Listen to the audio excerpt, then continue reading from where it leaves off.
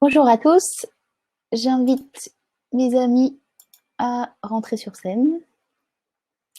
Alors, Mathias se prépare, Jules, Bonjour, bonjour. voilà.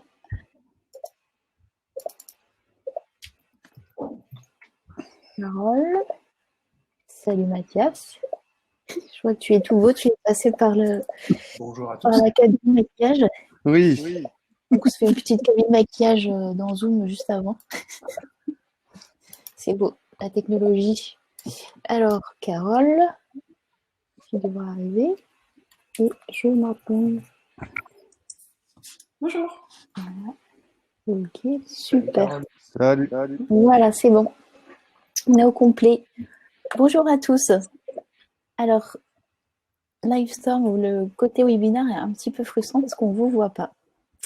Mais on sait que vous êtes là parce qu'on voit que vous êtes déjà 106 personnes et on a plein d'outils pour vous parler. Donc, et vous nous parlez aussi. Donc, il y a sur le côté, vous avez un chat, les questions. On va vous poser des questions sur le sondage. Donc, je pense qu'on va démarrer direct un petit sondage pour le temps que tout le monde arrive. Voilà, alors on a plein de questions à vous poser pour vous connaître. Alors moi, je vous connais un petit peu plus, mais nos invités aimeraient vous connaître. Alors déjà, la première question qu'on aimerait vous poser, c'est est-ce que déjà vous avez facilité un ou des ateliers en présentiel? Déjà, est-ce que vous connaissez déjà la facilitation? Non, parce que je vois rien.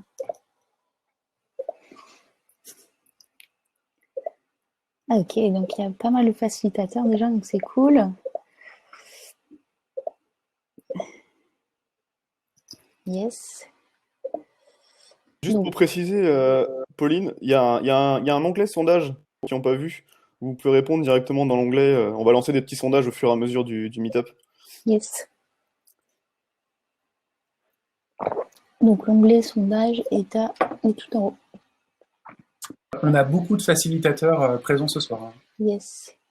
Donc effectivement, là, on verra à quel point la facilitation à distance est très différente, mais on utilise des petits tips, enfin les petites choses communes, mais aussi à quel point on peut passer des méthodes de facilitation à distance dans le présentiel. Donc, on va voir toutes ces choses-là.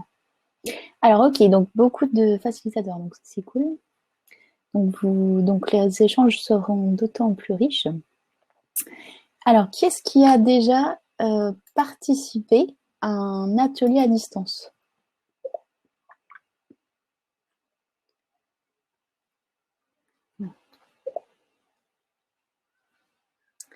Voilà, pour les nouveaux qui arrivent, donc on répond au sondage, donc c'est dans les onglets en haut à droite.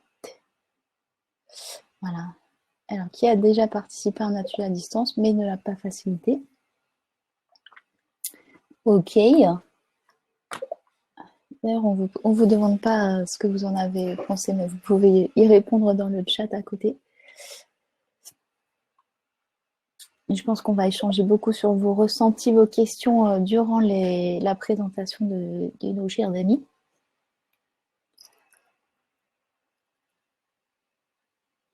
Ok. Ok. Donc là, il y a déjà... Oui, qui a déjà participé à notre distance? Oui. Alors ensuite, donc quand on dit participer, c'est que vous êtes participant. Et donc forcément, la question suivante est, avez-vous déjà animé un atelier à distance? Et qu'est-ce que vous auriez aimé faire un petit peu mieux, ou peut-être vos difficultés? Donc ça aussi, on pourra échanger là-dessus. Oh là là, c'est la course là. Donc ouais, du coup, on n'a pas eu le choix, hein, vraiment. On était un petit peu obligé de faire des ateliers, donc on a fait un peu comme on a pu tout ça. Donc là, c'est aussi le but de la soirée, c'est d'échanger avec humilité, bien sûr, tous nos enseignements. Et on est preneur aussi. Alors, vous avez déjà animé, donc ouais. Ok, donc il y a beaucoup de facilitateurs. Ouais, il y a 40% quasiment qui Ouais. ont animé, et puis c'est prévu pour 23, donc super. Alors, quelle est votre spécialité, votre métier?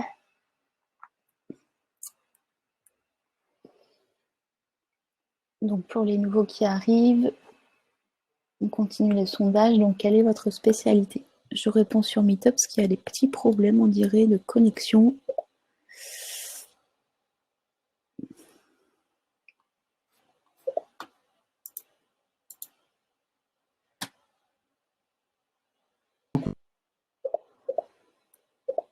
Beaucoup du X, ouais. Félicitations, on a 10%.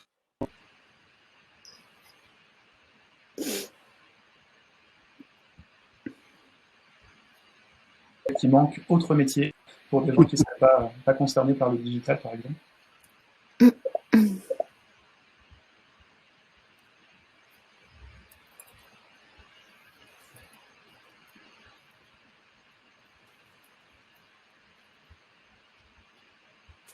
Alors, ok. Beaucoup du X, très bien. Un petit peu de développement. Ah, c'est cool, les développeurs sont rares chez nous. Eh bien, bienvenue, parce que ça fait plaisir de vous voir. Ok, donc les chefs de projet, PO, etc. Très bien. Donc, c'est classique, on a l'habitude de voir tous ces métiers, donc on est content de vous voir. Et alors, après, juste où est-ce que vous êtes aujourd'hui? Parce qu'on aime bien savoir ce qui est vraiment cool pour nous là, et c'est un point important. Dans la facilitation à distance, c'est qu'on est tous réunis autour d'un seul écran. Et ça, c'est cool. Bon, bah, la majorité en Ile-de-France. Hein. Voilà, hors de France. Ah oui, j'aimerais bien savoir où c'est hors de France. Peut-être en Belgique, Montréal peut-être aussi. La Suisse. La Suisse, yes. C'est cool. Belgique. Pour ceux pour qui vous voulez répondre, vous pouvez utiliser le chat pour répondre directement dans certains cas. Je vois qu'il y a quelqu'un qui dit qu'il n'arrive pas à accéder au sondage, donc n'hésitez pas à utiliser le chat. Alors, le sondage, oui, c'est en haut à droite. Je ne sais pas comment. C'est à côté de l'onglet participants, normalement. Donc, super. Ok, on a quand même beaucoup de choses On là. est de partout, hein. Pas seulement de France en plus. Ok. Alors, bah, je pense qu'on peut commencer. On a d'autres questions à vous poser, mais on les posera peut-être un petit peu plus loin. Alors, donc là, je vais me mettre en plein écran pour que vous ayez un écran acceptable. Sauf que moi, je ne verrai plus du tout ce qui se passe sur les autres écrans, malheureusement.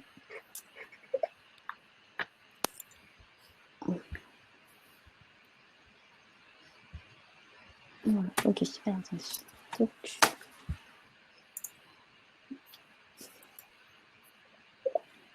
Au secours. Au secours. Alors, voilà, donc du coup, aujourd'hui, je peux démarrer, c'est bon pour tout le monde? Ouais. Vas-y. Yes, ok.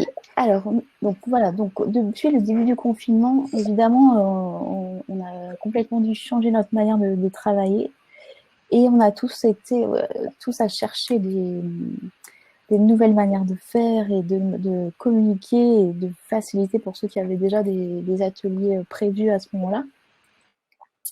Donc on s'est dit, voilà, on est quand même une communauté, on est quand même un écosystème, on donne des formations nous-mêmes de facilitation. Mais voilà, on s'est dit, attendez, on a plein de talents, plein de membres là très actifs. Et donc, je me suis dit, bah tiens, je vais demander à ceux qui se posent vraiment les questions, avec qui on échange très, très, très régulièrement, donc tous les membres que vous avez ici, d'organiser un événement. Alors, pourquoi? Parce que le laptop, à la base, c'est des espaces, c'est vraiment un espace de coworking pionnier en Europe, parce qu'on a commencé à exister en 2012, donc déjà, notre ADN est vraiment basé sur la collaboration. Donc, comment on collabore quand on doit fermer nos espaces? Ça, c'était vraiment très difficile. Donc, on a 3 lieux super jolis, et du coup, beaucoup de designers qui sont voilà, qui se répandent un petit peu partout dans les mondes francophones. Donc merci d'être là en dehors de Paris. Et voilà, et du coup, on est aussi tout un réseau qui apportant des offres de mission, du boulot, etc. Donc ça, et que chacun s'apporte aussi mutuellement. Et on organise plein de rencontres. Donc pour nous, c'était vraiment très important de se dire, voilà, aujourd'hui, comment on peut partager tout ce qu'on est en train d'apprendre, tout ce qu'on est en train de faire. Et au-delà des formations qu'on donne et qu'on démarre là, formation en ligne dès la semaine prochaine, donc avec les 6 certificats de compétences. Donc voilà, comment on peut amener toute cette communauté ensemble ce soir et donc très régulièrement, comme vous avez remarqué. Donc voilà, donc nous, au-delà de cet atelier aussi, c'est qu'en fait, là, nous, du coup, forcément, ça va faire évoluer nos formations. Mais en attendant, on a quand même des formations en présentiel à partir du mois de juin pour tout ce qui est sprint, facilitation et product design. Juin-juillet, et ce qui nous permet vous permettra surtout de vous former aux techniques de facilitation, mais enrichi évidemment de ce qu'on aura appris de tout ce confinement. Donc ça sera un petit peu la V2 de nos formations. Donc rapidement aussi, il y aura d'autres webinaires sur le sujet. Et on va continuer aussi les webinaires sur le design systémique qui a eu beaucoup de succès la semaine dernière, donc on va en refaire un plus sur les fondamentaux, donc le 6 mai, et un atelier dans la vraie vie, enfin on espère normalement. Et puis avec Mathias, on va lancer aussi une nouvelle saison, donc la saison 22 pour le projet UX en pratique. Et donc, on va travailler sur un projet de transition écologique. Et donc, il y aura aussi une petite formation sur la recherche utilisateur. Donc, ça, c'est important. Et puis, ça peut vous intéresser pour tous ceux qui conçoivent pour le voice, pour les interfaces vocales, pardon. Donc, on fera une petite conférence avec Michael Coppens qui est vraiment expert sur le sujet. Et après, on va faire encore plein d'autres événements, donc Rex Covid avec les designers d'intérêt général, donc toutes les choses qu'ils ont dû vraiment imaginer pour aider les populations, des types de populations, genre comme les réfugiés par exemple, ou les soignants, etc. Donc c'est vraiment très intéressant. Et pour continuer sur la facilitation, on va accueillir Daniel Stillman, qui a le podcast de Conversation Factory, et donc que je vous conseille largement d'écouter si vous êtes intéressé par la facilitation. C'est quelqu'un qui est très très haut niveau et très humain. Il a vraiment une approche aussi assez systémique, et je vous présenterai juste un petit exemple. Moi, je vous parlerai du design sprint system, et Pierre Jankoviak aussi aimerait nous parler des techniques de négociation en freelance. Donc, on a plein de sujets. Et donc, pour ce soir, donc, comme la facilitation est un grand sujet en soi, là, on a décidé de le pratiquer, enfin voilà, de partir de retour d'expérience et de partir des fondamentaux de la facilitation, mais surtout de l'expérience utilisateur, l'expérience du facilitateur qui forcément change complètement avant, pendant, après. Donc, qu'est-ce qu'on doit faire de différent avant un atelier, pendant, il y a plein de choses qui changent, et donc notamment toute cette partie-là, tout ce que vous voyez à l'écran. La conversation change évidemment énormément. C'est-à-dire que les principes sont très différents, même si le purpose est le même, les principes sont différents parce que, on va le voir ça juste après, les participants n'est pas sûr de leur connexion entre eux, s'ils se connaissent bien, etc. Et le process aussi peut être très différent, peut être alourdi. Il y a aussi toutes les problématiques techniques qu'on n'a pas forcément dans la vraie vie. Et comment les gens se mettent d'accord entre eux. Il y a plein de choses qui manquent ou qu'il y a en plus, mais du coup, tout ça, il faut réussir à le jauger. Et la notion du temps aussi est très, très, très différente.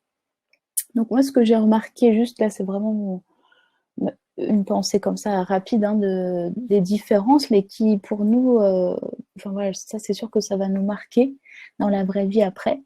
C'est déjà c'est vraiment des situations toutes en contraste. C'est-à-dire qu'on a, voilà, là, je sais même plus pas combien, parce que je ne vois pas mon écran, je ne sais pas combien vous êtes, mais vous êtes beaucoup, ça c'est sûr. Et vous êtes dans un écran. Voilà, donc ça c'est complètement incroyable. C'est-à-dire que ça c'est très très simple. Et en plus, je suis chez moi. Et je partage du coup mon chez moi à tout mon bureau, toute mon équipe. Donc c'est un côté cool, mais en même temps je suis chez moi quoi. Donc c'est plus facile, c'est plus effectivement j'ai pas à aller prendre les transports.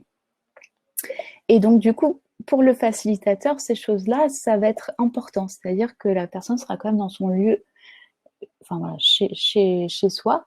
Donc, il peut utiliser pour faire des icebreakers, des warm-up, voilà, un masque tricoté par, par la compagne de Mathias. Voilà, des choses personnelles, hein. En fait, il peut les utiliser pour créer du lien et avoir une autre vision.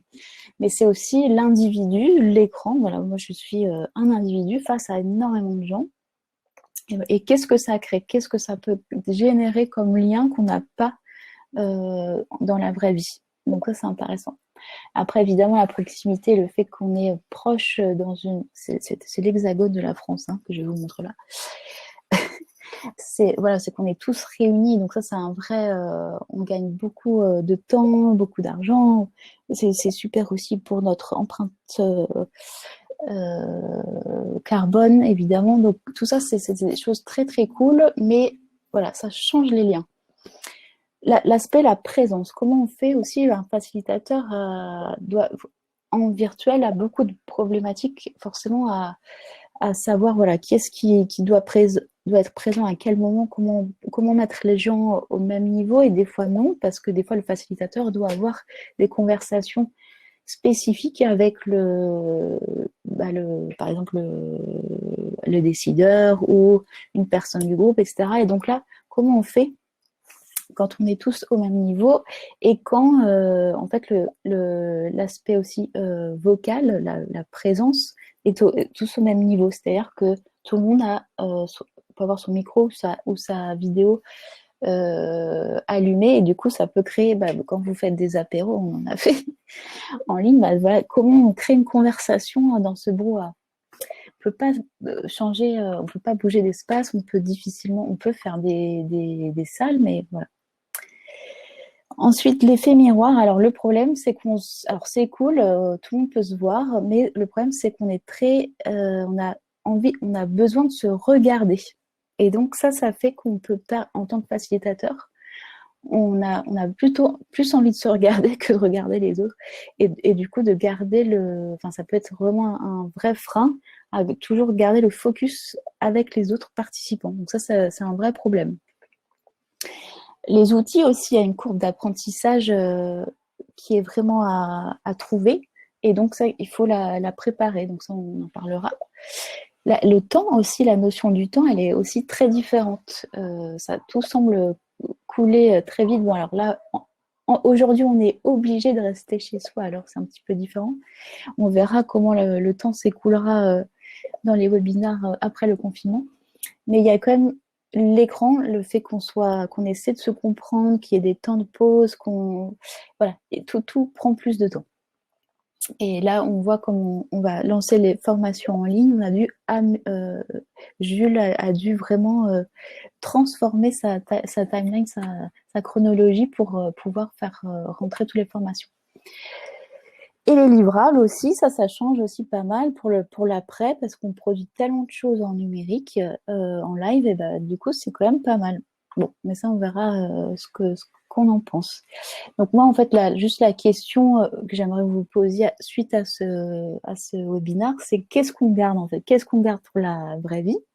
Peut-être il y a des choses qui seront vraiment, peut-être des icebreakers ou quoi, qui seront vraiment super bien dans la vraie vie, donc à garder.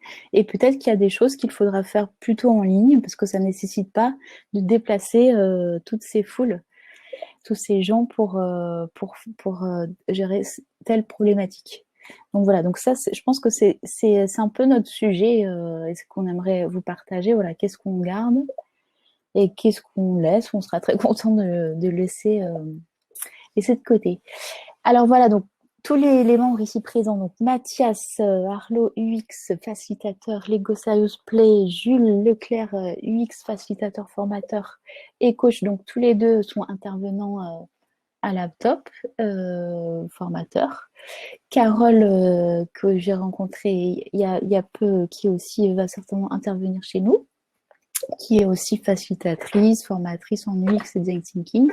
Et Jonathan, qui est chez Binex, je crois, qui est lead UX et qui commence de plus en plus à coacher les équipes parce que tu es comme Jules ou Mathias, on a à gérer des problématiques d'équipe et de vision. Voilà, donc je vais laisser la main à notre cher Mathias qui va nous parler des outils. Merci Pauline. Est-ce que tous les cas désactivés en haut, je pense que ça gêne les gens, la petite cloche, activer le son, parce qu'on entend les enfin, voilà, si vous pouvez tous le désactiver, je pense que ça va soulager que certaines oreilles. Alors effectivement, comment ça va se passer pour la suite du webinar? On voudrait vous proposer une approche UX en fait sur la facilitation à distance, c'est-à-dire que comme l'a dit Pauline, c'est qu'on a une phase avant où il y a des activités, une phase pendant, effectivement pendant la facilitation, mais il y a aussi des choses après. Donc on a fait une timeline dans Mural et on voudrait en fait vous proposer un dialogue entre nous et vous proposer toutes nos astuces, nos trucs et astuces et les choses aussi à éviter pendant tout ce parcours. Et donc, je vais vous partager mon écran et en même temps, pendant que je vous présente, enfin, qu'on échange, qu'on crée un dialogue, je vais aussi vous expliquer un petit peu l'outil Mural par la même occasion pour en profiter pour vous donner quelques astuces aussi dans l'outil. Donc, je vais commencer à partager mon écran. Un point aussi assez important, oui. tout en fait, on a un peu été contraint et forcé de se mettre à faire des ateliers à distance. Donc, on n'a pas autant qu'on ait une expérience de plusieurs années derrière nous. Donc, on est aussi là un peu pour partager des premiers retours d'expérience. Et donc, ce sera super si vous-même, vu que vous êtes très nombreux à être facilitateurs, que vous puissiez dans le chat partager des choses, poser des questions. Alors, vous avez un onglet questions qui est vraiment dédié à ça dans la partie du chat de Livestorm. Et ensuite, du coup, on alimentera bien sûr nos discussions à travers vos questions, vos remarques et même les tips que vous pouvez avoir. Tout à fait, merci. Donc, je vais commencer déjà par un premier tips. En fait, sur Mural, il y a quelque chose qui est assez pratique, c'est de créer un menu qui va permettre d'accéder en fait à des zones de son Mural. Donc, je suppose que tout le monde voit. Hein. Ça marche bien ça marche bien aussi chez vous. Donc, je clique en fait sur Outline. Et là, en fait, j'ai un menu qui s'affiche où j'ai créé des liens en fait vers des zones dans mon board. Donc ça, c'est assez pratique si demain vous avez plusieurs activités dans un même board. Vous pourrez tout à fait jongler dans les activités au fur et à mesure de l'avancée de votre atelier. Donc on va commencer par un icebreaker que Carole va vous présenter. Et je vais directement en fait cliquer sur devinette 1. Vous avez vu à droite et je me rends en fait dans une zone de mon board. Je vous montre juste aussi avant qu'on commence, c'est pour créer en fait un lien, c'est tout simplement on a juste à faire un clic droit et Add to Outline et là en fait on crée un nouveau bouton dans la zone de menu à droite et qui permet d'accéder, d'avoir un raccourci en fait vers une zone de son board. Voilà. C'est particulièrement pratique quand il faut à un moment donné demander à tout le monde de regarder la même chose en même temps. Donc, vraiment bien paramétrer ces raccourcis-là, ça fait gagner beaucoup de temps et ça évite d'avoir des gens qui sont paumés dans le board. Okay. Du coup, Caro, je te passe la main. Ouais, ok, ça marche.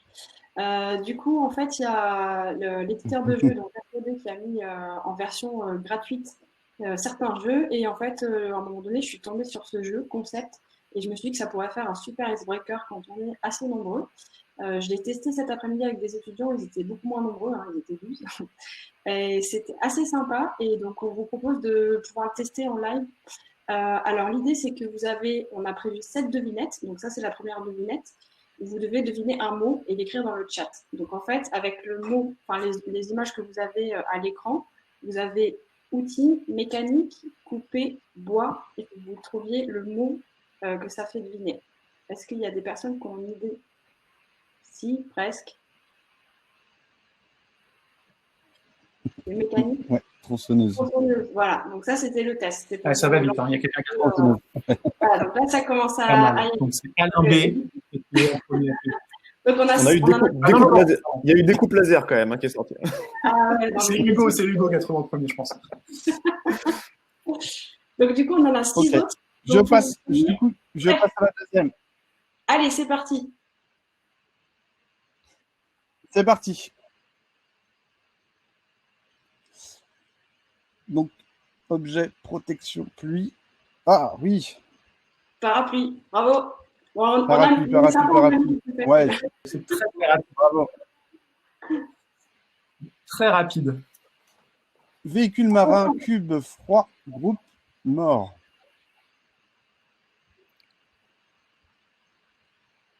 Hein? Ouais, Bravo, Titanic. bravo. Il y en a qui ont trouvé Titanic. Ah, ça va vite, hein. C'est que Super, j'enchaîne. Comme un jeu de télé. Ouais, c'est exactement ça. Flore, cône, Sapin. Ouais, bravo. Ah, tout le monde a trouvé. Il y en a des plus ou moins faciles. c'est parti pour la 5. Stéphanie de Monaco. Football. Ouais, c'est ça.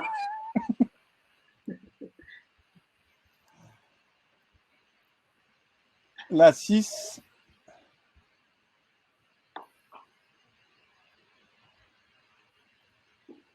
Champagne. Ouais. Top. Et ça va tellement vite qu'on n'a même pas le temps de dire les prénoms qui gagnent. Et le dernier, attention. Et on va et le dernier, devinette.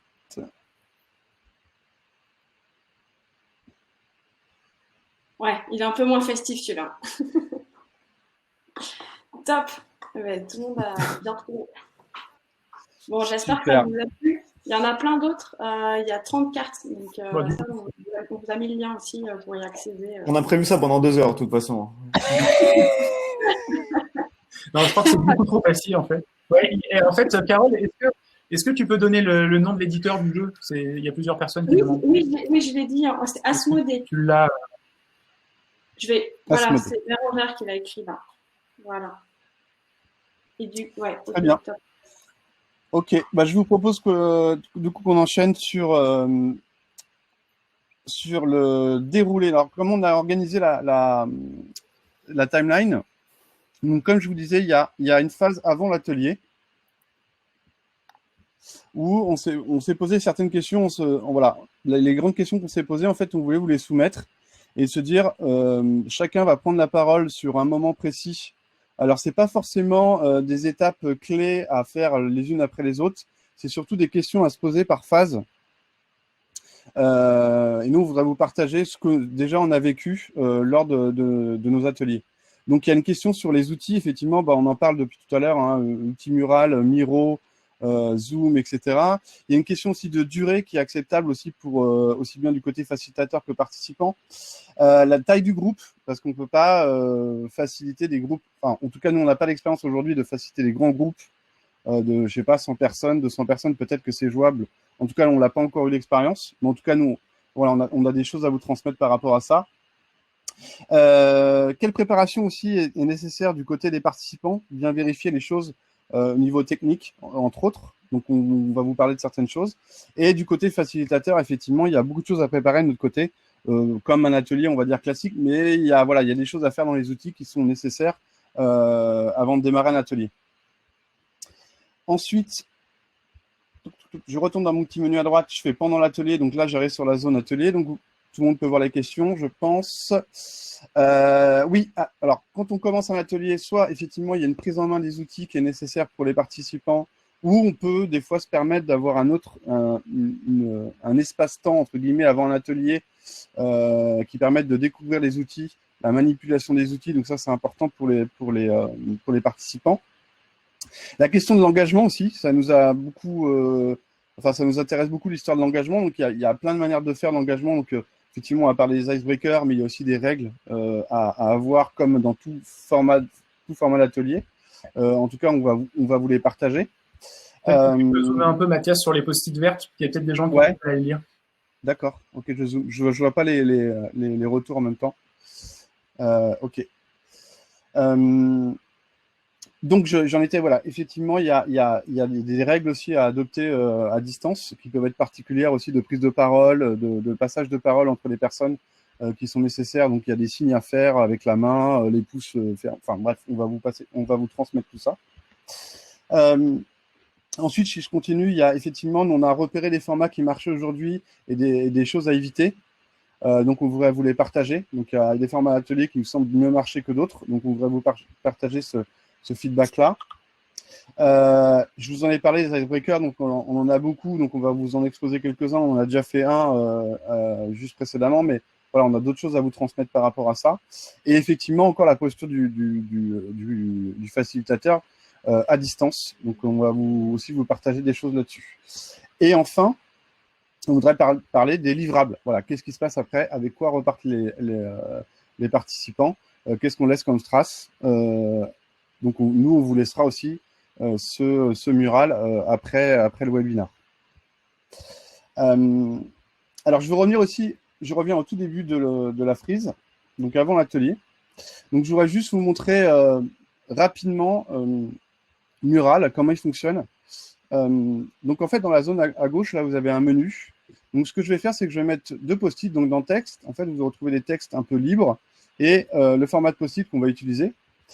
Donc, dans ce post-it jaune, je vais juste mettre tips et bonnes pratiques. Donc là, on va mettre de cette couleur-là.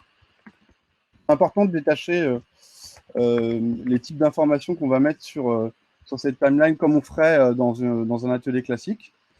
Et les choses à éviter, donc je vais mettre plutôt voilà, un post-it rose ici, tac. Et juste pour qu'on ait une légende, pour se repérer dans cette timeline. Voilà. Hop, oups. Donc voilà, c'était juste pour vous montrer un petit peu les deux. Vous voyez qu'il y a d'autres formats de post-it, allongés et ronds. Ensuite, ce qu'on retrouve dans le menu à gauche, c'est des formes. Bon, ça, c'est des choses assez classiques qu'on a dans les outils en ligne aujourd'hui. Donc, on a des flèches et des formes carrées, etc. Ce qui est intéressant dans Mural, c'est qu'on a une grosse patrie d'icônes déjà présentes. Donc, on peut faire une recherche et les poser, vous avez vu, comme dans notre timeline, là, aujourd'hui, pour un peu habiller aussi nos boards. Donc ça, c'est plutôt pas mal pour... ça évite d'aller chercher dans d'autres bibliothèques d'icônes. Donc ça, c'est plutôt astucieux. Et il y a aussi une partie image, où là, on peut taper, par exemple, animal. Et voilà, on a plein de visuels qui sont proposés, qui nous permettent d'illustrer des choses dans nos boards. Donc ça, c'est plutôt pas mal pour aller un peu plus vite et s'éviter de chercher sur d'autres banques d'images. Et après, il y a enfin, juste vous parler de ça, parce qu'après, on va être plutôt dans l'échange, c'est tous les layouts qui sont possibles, qui existent déjà et qui permettent de gagner du temps. Donc, il y a beaucoup de choses aujourd'hui qui existent dans Mural et qui vous permettent de gagner du temps sur les formats d'atelier, des choses que vous pouvez réutiliser en présentiel, que vous pouvez utiliser dans votre Mural. Donc, je vous laisserai, voilà, je ne vais pas aller plus loin sur l'outil parce que ce n'est pas l'objet de vous donner un cours sur l'outil. En tout cas, c'était juste vous montrer un petit peu les grandes fonctionnalités de l'outil aujourd'hui. Voilà, qui c'est qui veut commencer à partager des choses avant l'atelier? Donc là, il y a des post-it qui sont là. Je ne sais pas pourquoi. On parle des outils?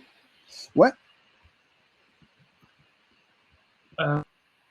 Arthur, alors j'ai pas encore pratiqué des centaines d'ateliers de ce type-là, mais on a fait une journée spécifiquement assez intensive de co-conception avec une phase de créativité, de travail de synthèse des idées de chacun, de définition d'un storyboard, d'un user flow, d'envisager la conception d'un prototype, donc à travers un parcours. Et en fait, ce que j'ai retenu, c'est que les outils, je pense qu'il faut qu'ils soient les plus simples possibles. En fait, dès qu'on commence à multiplier les outils ou dès qu'on n'a pas prévu de pré-mâcher au maximum l'utilisation des outils, les gens peuvent vite être perdus en fait. Il y a un exemple tout bête, mais on avait envisagé d'utiliser une application spéciale pour scanner des dessins que les gens faisaient chez eux. Donc Scannable par exemple, ou il y en a d'autres. Et donc il s'agissait normalement l'application assez facilement permet de scanner un dessin et l'idée était de l'exporter pour le mettre dans Mural. Et ben en fait rien que ça nous a fait perdre un temps énorme. Et donc à la fin on est arrivé à la conclusion que mieux valait prendre une photo tout simplement avec le téléphone et la publier très simplement sur Mural. Donc, pour moi, il y a ce point-là d'essayer d'aller déjà au plus simple. Ouais, je rebondis, Jules, sur le côté simple. Moi, pour avoir fait plusieurs formats d'ateliers aussi, notamment du ponctuel, donc avec un groupe qui n'allait pas forcément se retrouver et qui venait que pour 2 heures, c'est bien aussi de trouver des outils qui ne nécessitent pas de login. Parce que tu peux vite perdre un quart d'heure, 20 minutes à ce que tout le monde arrive à se connecter et mettre en place l'outil. Donc, dans cette veine-là, moi, j'ai repéré, je sais qu'il y a l'outil comme Google Meet, tu peux accéder en lien facilement pour la visio. Mural qu'on a, il n'y a pas besoin de login, tu peux avoir un lien. Il y a draft.io aussi. Donc, c'est 3 outils où, avec juste un lien, simplement, n'importe qui peut y accéder sans créer de compte. Donc, on gagne pas mal de temps en début d'atelier avec ça aussi.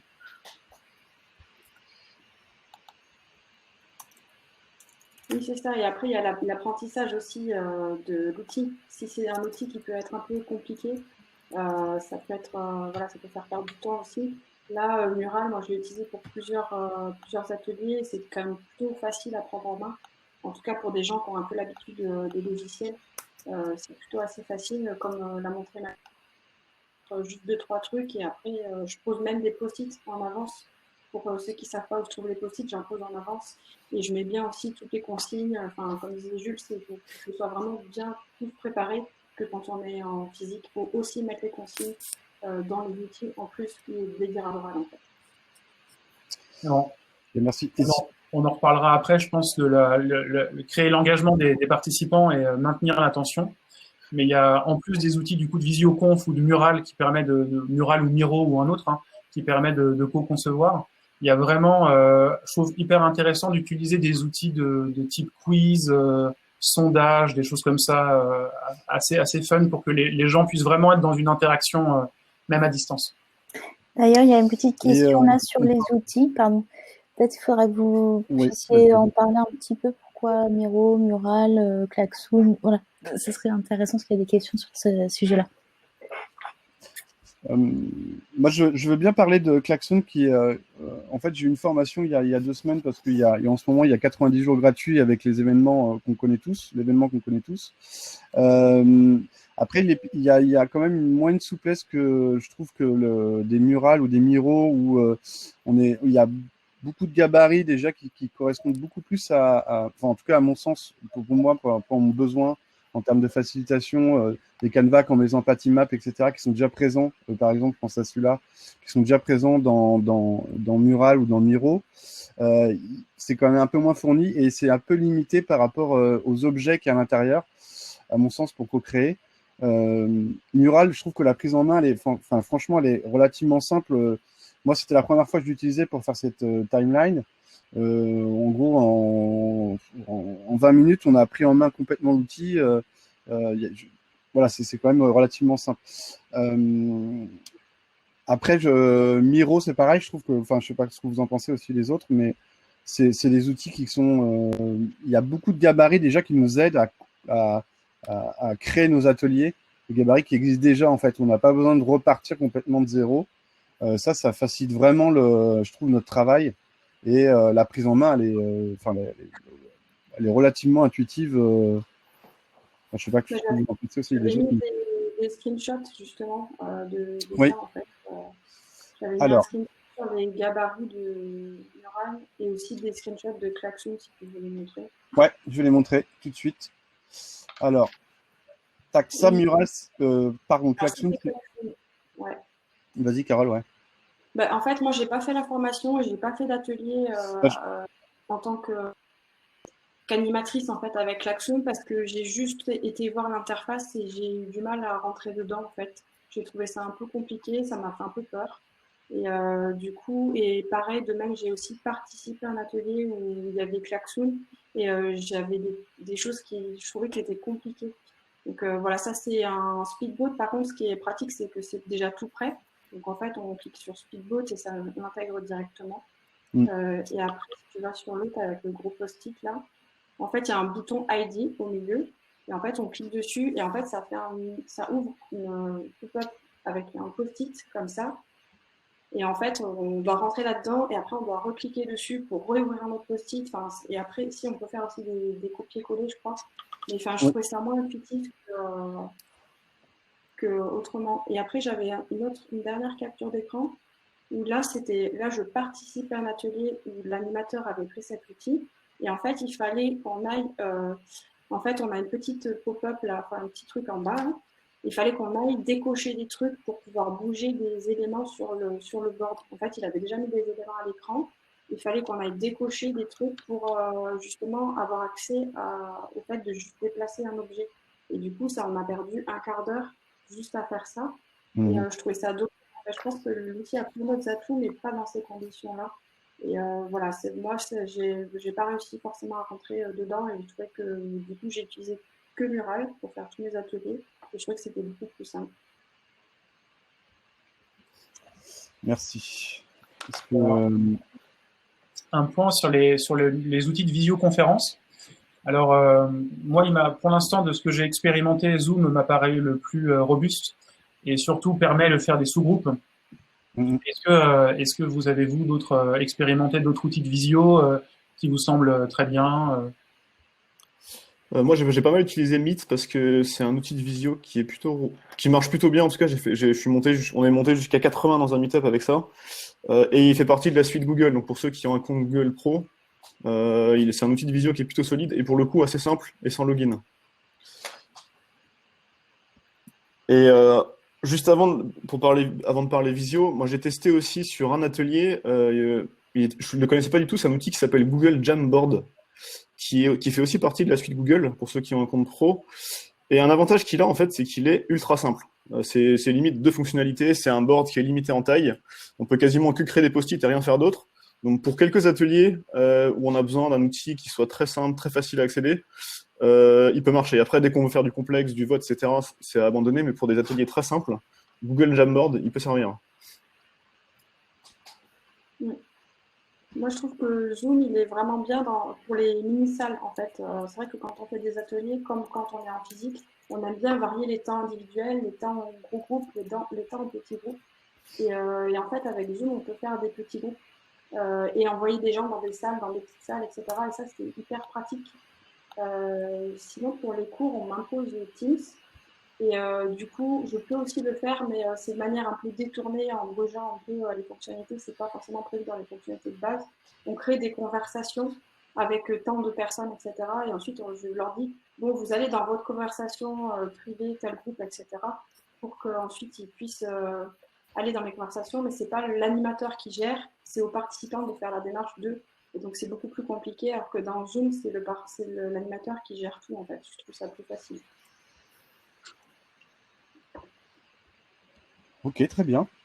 Je vois que je crois que c'est toi, Jules, qui a mis Jitsi. Ah non, tu l'as mis. Ok, tu l'as repassé en bonne pratique parce qu'il était en rose à un moment. Ouais, je vois qu'il y a pas mal de gens qui parlent de Jitsi ou de Microsoft. Ouais, effectivement. Ouais. Ah oui, Teams est très bien. Je m'en suis servi pour plusieurs workshops, moi. Franchement, il marche bien et il permet d'associer des boards Miro ou Mural, je crois aussi, directement dans la conversation. Donc il marche pas mal. Ok. Ouais, je vous propose qu'on échange sur effectivement l'histoire de durée, de taille de groupe. Peut-être on peut en parler en même temps parce qu'il y a quand même un lien entre ces deux thématiques qu'on voulait aborder.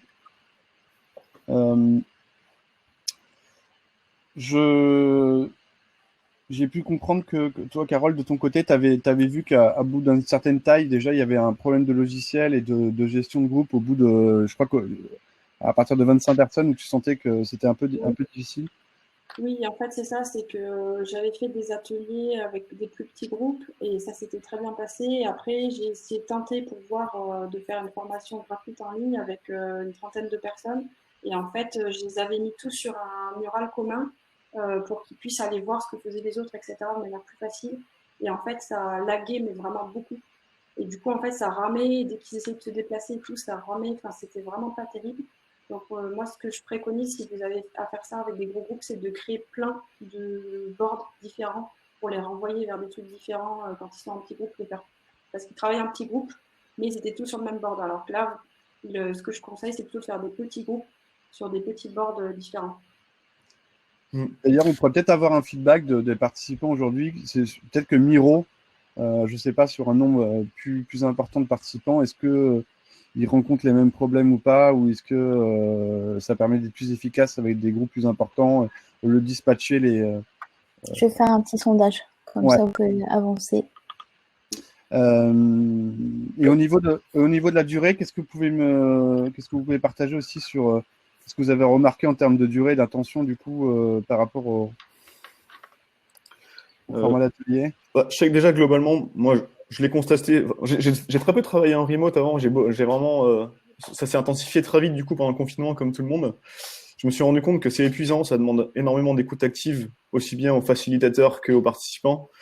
Moi, de ce que j'ai vu, c'est qu'au-delà de 2 heures, on perd vraiment l'attention et l'énergie des participants. J'ai essayé une fois de faire un atelier qui a dépassé les 2 heures. J'ai d'autres collègues qui ont fait pareil et j'ai eu des retours. Au-delà de 2 heures, on perd beaucoup de monde, je trouve. Beaucoup d'attention. Effectivement, moi je rejoins ce point. On a fait une journée complète, du coup, qui était un peu une sorte de crash test, notamment pour les formations, de faire une journée très intense pour voir justement à quel moment ça commençait à être difficile. Et en fait, c'est vrai qu'il fallait faire effectivement des pauses beaucoup plus régulièrement. Et en fait, les personnes, ça a duré de 9h30 du matin jusqu'à quasiment 18h30, sachant qu'on a fait que 2/3 du programme qui était prévu. Et effectivement, les gens étaient complètement rincés. Et à 17h, j'avais bien perçu que là, on était déjà arrivé à un point de difficulté. Donc du coup, je rejoins un peu ce point d'avoir des ateliers courts ou alors de découper en demi-journée. Après, avec les pauses, moi, 2 heures max, je pense que il n'est pas impossible d'aller au-delà de ce que j'ai pu voir. Avec du coup là des ateliers clients qui ont duré 3 heures, 3 heures et demie, mais avec bien entendu des pauses. Mais après, ça dépend aussi de la complexité de ce qu'on demande aux participants. Donc, si c'est des choses relativement simples où ils participent de manière assez fluide, ça va. Mais si en plus ils doivent comprendre les outils et être sur des formats complexes, là c'est plus difficile. Bah, moi, en fait, c'est vrai que j'ai dû expérimenter des formats longs parce que c'est surtout des formations que j'ai données. Et en fait, comme les formations sont sous forme d'ateliers, et en fait, à un moment donné, j'avais une formation où je devais donner un cours de 8 heures. Et 8 heures d'atelier, à la fin, tout le monde était HS en fait. Et sur la fin de la journée, j'étais obligée de faire des pauses beaucoup plus longues, d'un quart d'heure à chaque fois, parce que c'était beaucoup trop long en fait. Tout le monde était rincé et n'arrivait plus à produire quoi que ce soit en fait.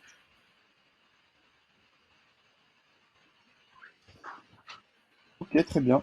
Est-ce que vous avez d'autres choses à partager sur ces 2 étapes-là? Oui. Là-dessus aussi, peut-être juste. Vas-y, Jules. Ouais.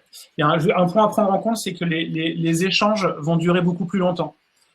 C'est-à-dire que déjà, quand on répartit les gens en sous-groupes, ils vont devoir débattre, discuter, se mettre d'accord, synthétiser leurs réflexions. Et ça prend beaucoup plus de temps parce qu'il faut éviter que les gens se coupent la parole. Donc chacun parle à son tour. Le fait de se comprendre, étant donné qu'on se voit pas, parfois c'est plus difficile.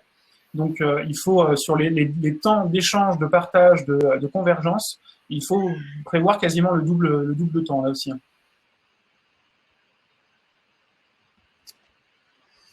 D'accord. Oui, je suis d'accord avec ça. Ok. On enchaîne sur la préparation pour les participants, ce qu'on voulait y mettre derrière. Moi, tout à l'heure, j'évoquais le fait que j'ai facilité un atelier avec Klaxon, mais avant de faciliter cet atelier en lui-même, j'ai créé un petit format d'un quart d'heure avec un icebreaker pour s'approprier l'outil tous ensemble, aussi bien Klaxon que Zoom en fait. Donc c'était le moment, en fait, je me suis créé un moment avant l'atelier en lui-même, qui était 2 jours avant l'atelier, où c'était la découverte des outils. Donc ça peut être un moyen finalement de préparer les participants quelque part à l'utilisation des outils.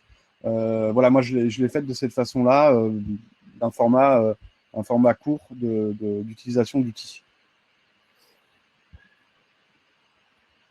Est-ce que quelqu'un veut... Ouais, en préparation, moi je me suis rendu compte, comme ça prend énormément de focus et d'attention des participants, je privilégie du coup des ateliers qui dépassent pas l'heure et demie, et en préparation, je leur demande d'essayer de se garder vraiment 1h30 de focus chez eux. Donc on remarque, là on découvre aussi en confinement les enfants de nos collègues, de nos participants. C'est peut-être l'occasion pour eux aussi de prévoir un créneau, ils peuvent s'organiser, d'avoir 1h30 vraiment focus. Donc quand je fais l'invite, je leur demande aussi de prévoir ça et de se dire on ne dépassera pas ce temps, mais essayez d'avoir ce temps-là de vrai dispo de votre côté. Parce que chacun a ses contraintes à gérer à la maison et c'est pas toujours évident.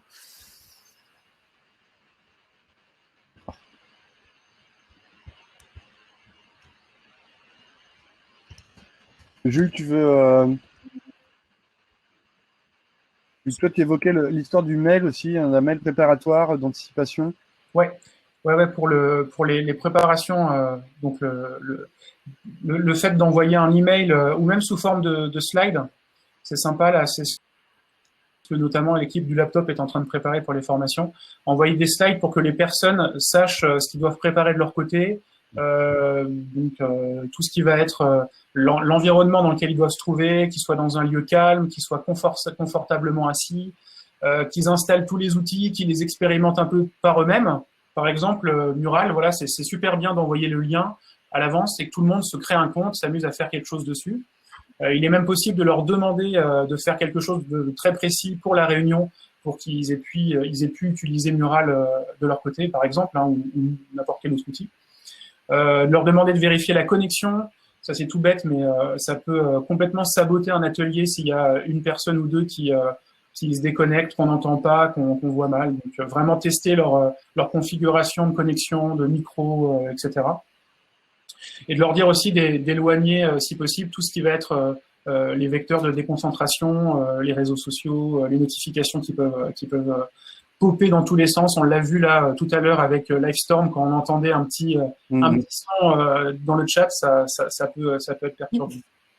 Et il y a un point aussi tout bête, prévenir les gens qu'on aimerait en tout cas que leur caméra soit allumée, parce que si on veut réussir à créer du lien et avoir une sorte de présence à distance, on va avoir besoin que les personnes, qu'on puisse les voir, qu'on puisse voir leurs réactions, qu'ils puissent nous faire des signes, etc., quoi. D'accord. Ouais, très bon point pour la caméra, effectivement, Jules. Moi, je le demande systématiquement dans les ateliers. Même si ça prend un peu en débit, je vois sur le chat, il y en a un qui ça prend du débit. Par contre, en facilitateur, de ne pas pouvoir voir les gens à un moment, je trouve qu'on perd énormément en signaux, en signaux, de repérer l'énergie du groupe, qui participe moins, qui est peut-être moins attentif. Donc ça aide beaucoup d'avoir la caméra et ça aide aussi au groupe de pouvoir se voir entre eux. Donc moi, je demande en général de l'activer quand même. Ok. Est-ce que vous avez t'as des choses à rajouter, Carole, sur la préparation? Non, ok. Non, c'est très bien. Au sujet de la préparation, effectivement, pour les facilitateurs, je pense que tout le monde le fait déjà en physique, mais effectivement, il y a dans ces outils comme Miro ou Mural à bien préparer les canevas, à bien pré-mâcher le travail pour que en fait, ça soit le maximum fluide et qu'il y ait le moins d'interaction un peu inutile pour les utilisateurs de vos ateliers.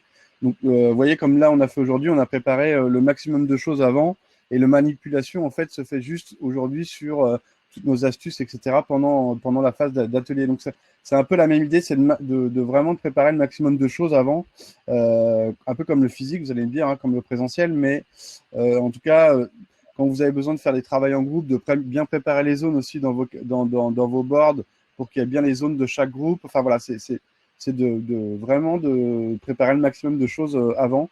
Je ne sais pas si vous avez aussi des choses à rajouter par rapport à la préparation. Ouais. Sur ce que tu as dit, une très bonne remarque, et je l'ai vu sur le chat, parce que ça m'est arrivé en atelier, de penser à verrouiller les éléments du canvas. Parce que quand on a des participants qui rejoignent le board, très vite, ils vont essayer de naviguer, de zoomer. Ouais, ça va un peu tout déplacer dans tous les sens. Ça m'est arrivé, hein, donc heureusement j'avais un board en doublon au cas où. Mais pensez à verrouiller les événements de structure. Je suis d'accord et je dirais que c'est presque une des recommandations les plus importantes là-dessus. C'est tout ce qu'on peut pré-mâcher, préparer à l'avance, bloquer dans les outils type Miro ou Mural. C'est du temps de gagner. Tout ce que les participants vont devoir faire par eux-mêmes en imaginant comment ça marche, etc., ce sera du temps de perdu. Donc, il y a vraiment ce truc de pré-mâcher, de faire des canevas, des templates, vraiment au maximum. Oui, je suis d'accord avec ça. Et en fait, c'est comme quand vous faites un atelier en physique. Quand vous faites un atelier en physique, vous venez avec vos papers qui sont déjà prêts, etc., où il n'y a plus qu'à les remplir, etc., un maximum. Vous n'allez pas commencer à dessiner tout votre paper bien propre et tout machin pendant l'atelier. Il faut venir avec du matériel déjà prêt. Sauf que là, en plus de ça, j'ai l'impression qu'il faut encore plus noter les consignes à l'écrit, encore plus que parce que du coup, vous n'êtes pas à côté pour si jamais ils ont une question, etc. Vous êtes plus difficile d'accès en fait pour eux. Surtout quand ils sont répartis dans des petites salles. Du coup, vous êtes obligé de naviguer de salle en salle. Et du coup, s'ils ont une question, c'est plus difficile pour vous d'y répondre très rapidement. Du coup, le mieux, c'est vraiment de noter toutes les consignes un maximum sur les boards pour éviter justement qu'ils aient trop de questions, même si vous expliquez bien sûr à l'oral avant. Merci. Est-ce que vous voyez d'autres choses encore dans la phase avant l'atelier, la phase préparatoire? Ouais, Jules parlait tout à l'heure effectivement du fait quand tu as un groupe grand de pouvoir le splitter en plusieurs salles. C'est bien de préparer du coup effectivement en avance plusieurs espaces de visio, plusieurs boards. Et pour ça, j'aimerais juste vous montrer, si tu veux Mathias, dans le Open Space Remote Joe, dans les raccourcis. C'est pas moi qui l'ai fait, mais c'est une collègue Zenos qui m'a filé l'idée pour un Open Space qu'elle a animé. En fait, elle a donné rendez-vous à tout le monde sur ce board dans lequel il y avait les différents sujets qui allaient être abordés. Il y avait des liens directement vers le board et la vidéo correspondante. Ce qui fait que les gens donnaient tous rendez-vous là-dessus. Ils se répartissaient dans les petits groupes pour travailler pendant des temps de 30-35 minutes. Et à chaque fois, après, ils se retrouvaient sur ce board général où il y avait du coup toutes les infos et ils pouvaient échanger. Donc il y avait toujours une visio globale et un board global et une visio par groupe et un board par groupe. Et le fait d'avoir un outil comme ça, elle l'a vachement bien géré du coup. Mais, ouais, c'est vrai que je fais un peu la même chose. Et il y a aussi une petite astuce que j'ai mis en place aussi, c'est que mes groupes, je les nomme avec un petit nom rigolo en fait. C'est-à-dire que sur chaque board de groupe, je mets une petite photo d'éléphant, par exemple, une photo d'éléphant, une photo de singe, une photo de chat. Et en fait, je dis, bah, vous êtes le groupe chat, vous êtes le groupe singe, etc. Et en fait, les gens, ça ramène un peu de fun. Et du coup, ils se reconnaissent tout de suite. Et puis, quand j'arrive dans la salle, je leur dis, bonjour les chats, comment ça va, etc. Et du coup, c'est assez fun. Et comme ça, on se reconnaît plus facilement que groupe 1, groupe 2. Enfin, c'est plus visuel et on arrive mieux à s'y retrouver également. Une autre chose pour les sous-groupes qui est important, c'est si on commence à avoir pas mal de monde, c'est important d'être effectivement plusieurs facilitateurs pour pouvoir se répartir aussi dans les salles. Parce que du coup, on n'a pas forcément physiquement dans la pièce la compréhension que tout d'un coup un groupe a besoin d'aide ou que on sent qu'il est important d'intervenir pour les aider à avancer. Donc là aussi, le nombre de facilitateurs va dépendre beaucoup du nombre de participants, mais de mon point de vue, dès qu'on va commencer à dépasser une dizaine de personnes, c'est pas mal d'être deux. Très bien, merci. Est-ce qu'il y a des questions qu'on pourrait répondre dans cette phase? Je regarde en même temps.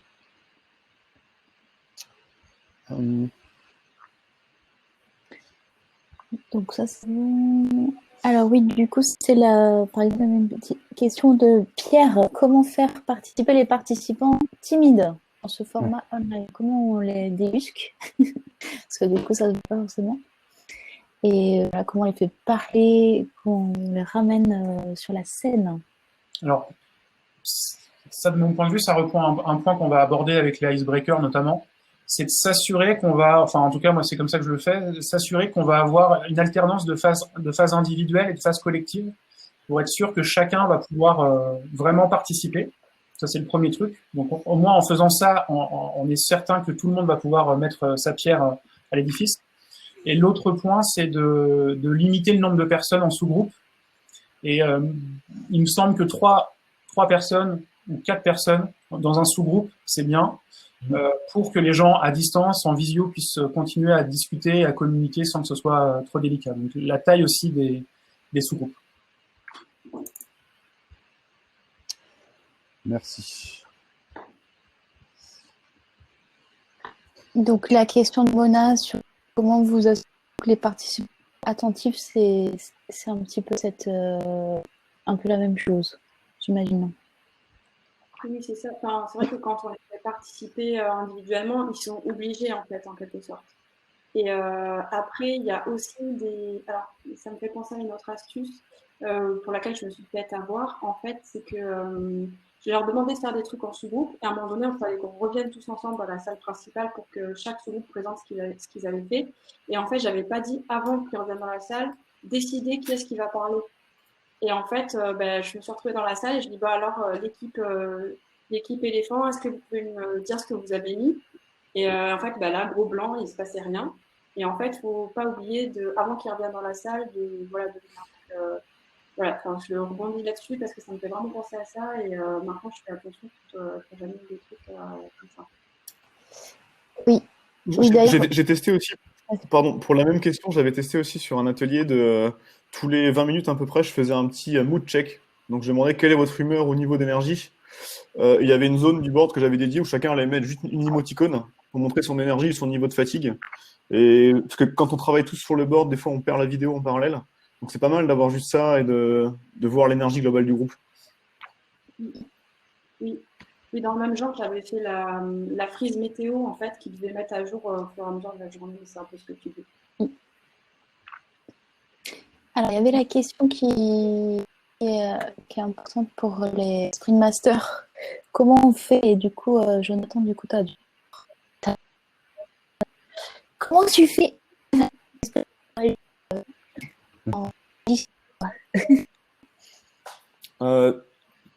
On en a parlé un petit peu avant, on conseille vraiment d'éviter de faire une journée complète. En partant de ce principe-là, faire un design sprint si on prend l'agenda original en 5 jours, pour moi c'est très compliqué. Je pense vraiment qu'il faut arriver à faire des journées plus courtes, donc étaler un peu l'agenda. Après, chacun customise un peu à son compte et à sa manière, mais en tout cas, ne pas le faire sur une journée complète et étaler l'agenda, c'est le meilleur conseil que je peux donner. Oui. En fait, c'est que du coup, ce qui est intéressant, c'est que l'argument du design sprint en 5 jours déjà, bon, c'est très court, mais c'est très long aussi. Mais là, en fait, c'est plus problématique, c'est la durée qu'on a été par atelier. Donc, je voyais dire, je fais des ateliers d'une demi. C'est ça, c'est pour chaque activité. Du coup, c'est se dire, voilà, on va faire tel jour la recherche du problème et puis on se revoit le lendemain. En fait, on est obligé de tout démembrer, quoi. Donc, c'est plus vraiment la même approche, quoi. En fait, le design sprint 5 jours ou 3 jours est dédié au présentiel, c'est justement pour ramasser tout. Là, maintenant qu'on a pu réunir les gens dans le lieu, en fait, on peut déconnecter, désynchroniser un petit peu plus toutes ces activités. Alors, peut-être vous pouvez avancer. Ouais. Alors, je vous propose qu'on avance sur... alors, attendez, je vais remettre dans le menu, du coup. Donc, maintenant, on va parler de la phase pendant l'atelier. Donc, on a évoqué la prise en main des outils. Alors, je vais zoomer un peu plus. Hein. Attendez, hop là, tac. Donc, on va commencer déjà par cette histoire de prise en main des outils. On l'a évoqué déjà précédemment sur moi le fait de créer un format un peu hors atelier pour embarquer les gens dans la prise en main. Est-ce que vous avez aussi d'autres choses à ajouter par rapport à ça sur la prise en main des outils? Peut-être la seule chose, parce que je l'ai vécu aussi sur un atelier, c'est de ne pas donner rendez-vous aux gens sur l'outil de board. Donc, pas donner rendez-vous sur Miro ou sur Mural, mais plutôt que tout le monde puisse se retrouver sur la visio. Et ensuite, le facilitateur prend la main pour soit partager son écran, par exemple, et aller présenter l'outil, présenter le board, et ensuite donner la main aux participants. Parce que quand on a des participants qui arrivent directement sur un board avec un canvas déjà existant, c'est pas toujours évident de savoir où on est et ce qu'on va faire. Ouais, je suis complètement d'accord. D'accord. Il y a un côté didactique à faire aussi, c'est vraiment expliquer comment l'outil fonctionne très doucement, clic par clic, pour expliquer, voilà, pour que parce qu'il y a des gens qui vont participer qui sont pas forcément des geeks et on parle pas forcément de faire un post-it numérique. Donc, ce truc vraiment très très didactique au début, ça prend quelques minutes, mais vraiment le faire hyper lentement. C'est pour ça que je prévois aussi un icebreaker où il faut qu'ils manipulent en fait sur un truc qui est pas du tout important. Donc en fait, l'icebreaker sur lequel ils arrivent, ils vont devoir manipuler l'outil. Et déjà, ça va leur permettre de voir un petit peu s'ils y arrivent ou pas, et moi de voir s'ils y arrivent et de leur expliquer. Et vu que c'est pas important parce que c'est un icebreaker, du coup ça dépend l'impression. Ok. Du coup, on peut peut-être enchaîner sur l'histoire de l'engagement qui est liée aussi avec les formats d'icebreaker. On a parlé d'énergie tout à l'heure. Est-ce que vous avez aussi d'autres choses pour engager? On peut même parler des règles en même temps. Je pense que c'est aussi lié, les règles, d'installer un climat qui permet à chacun de s'engager et d'avoir des règles partagées. Tout à l'heure, j'évoquais l'histoire de lever la main pour prendre la parole quand on est en visio dans un groupe et de se dire, voilà, c'est la personne qui tend la main, qui met la main en l'air, prend la parole à un moment de parole. Si on est d'accord, effectivement, le bouton vers le haut, le pouce vers le haut, qui permet de signifier qu'on est d'accord ou avec un élément, ou inversement, si on met vers le bas. Voilà, c'est des petites choses un peu comme ça qui peut créer un langage, voilà, une grammaire visuelle. Donc ça, c'est vrai que ça installe un climat, voilà, tout le monde est au même niveau. Je ne sais pas pour vous si vous avez aussi d'autres choses à ajouter par rapport à ça sur l'histoire de l'engagement. Et après, effectivement, il y a tout ce format Icebreaker Energizer qui permet d'installer aussi un climat et créer une cohésion à distance. Donc ça, je pense qu'on a pas mal de choses à vous transmettre. Qu'est-ce que vous voulez partager, vous aussi, messieurs, dames? Pour compléter en fait ce que tu dis, je pense que c'est un peu comme dans les ateliers physiques en fait, il faut alterner les temps. Parce que si c'est trop monotone, parce que c'est que des exercices à faire tout seul, ou que des exercices à faire en gros groupe, etc., c'est monotone et en fait au bout d'un moment, les gens s'ennuient et voilà, c'est compliqué pour eux. Je pense qu'il faut avoir un espèce de rythme, il faut casser le rythme en fait avec différents temps, différentes temporalités. Et, comme ça, ils n'ont pas le temps de s'ennuyer et de s'installer dans une espèce de routine endormissante, on va dire. Ouais. Il y a une chose aussi qui peut aider. Alors, la règle fondamentale aussi, c'est qu'absolument tout le monde doit participer. Ça, c'est vrai qu'il ne faut pas qu'il y ait des spectateurs.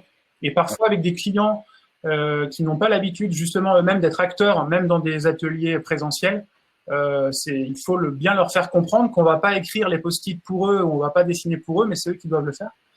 Et du coup, ça peut aussi être de donner un rôle à chacun. C'est essayer de se dire que dans un atelier, dans un sous-groupe, que chacun ait un rôle déterminé pour qu'il se sente investi de participer.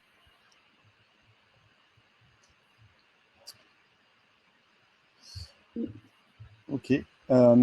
Si vous permettez, je vais mettre peut-être la grammaire aussi visuelle dans distribuer la parole là, qui permet de. Enfin, je ne sais pas si vous voulez aussi ajouter des choses là-dessus, mais je trouve que ça marche aussi là, avec.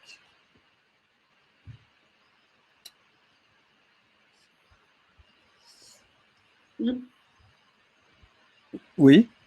Ça bug maintenant. Carole, tu. Ah non, je disais oui. D'accord.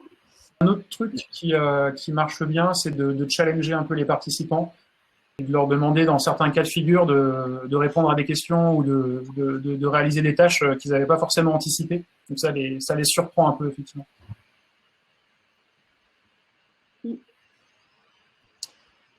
Ok.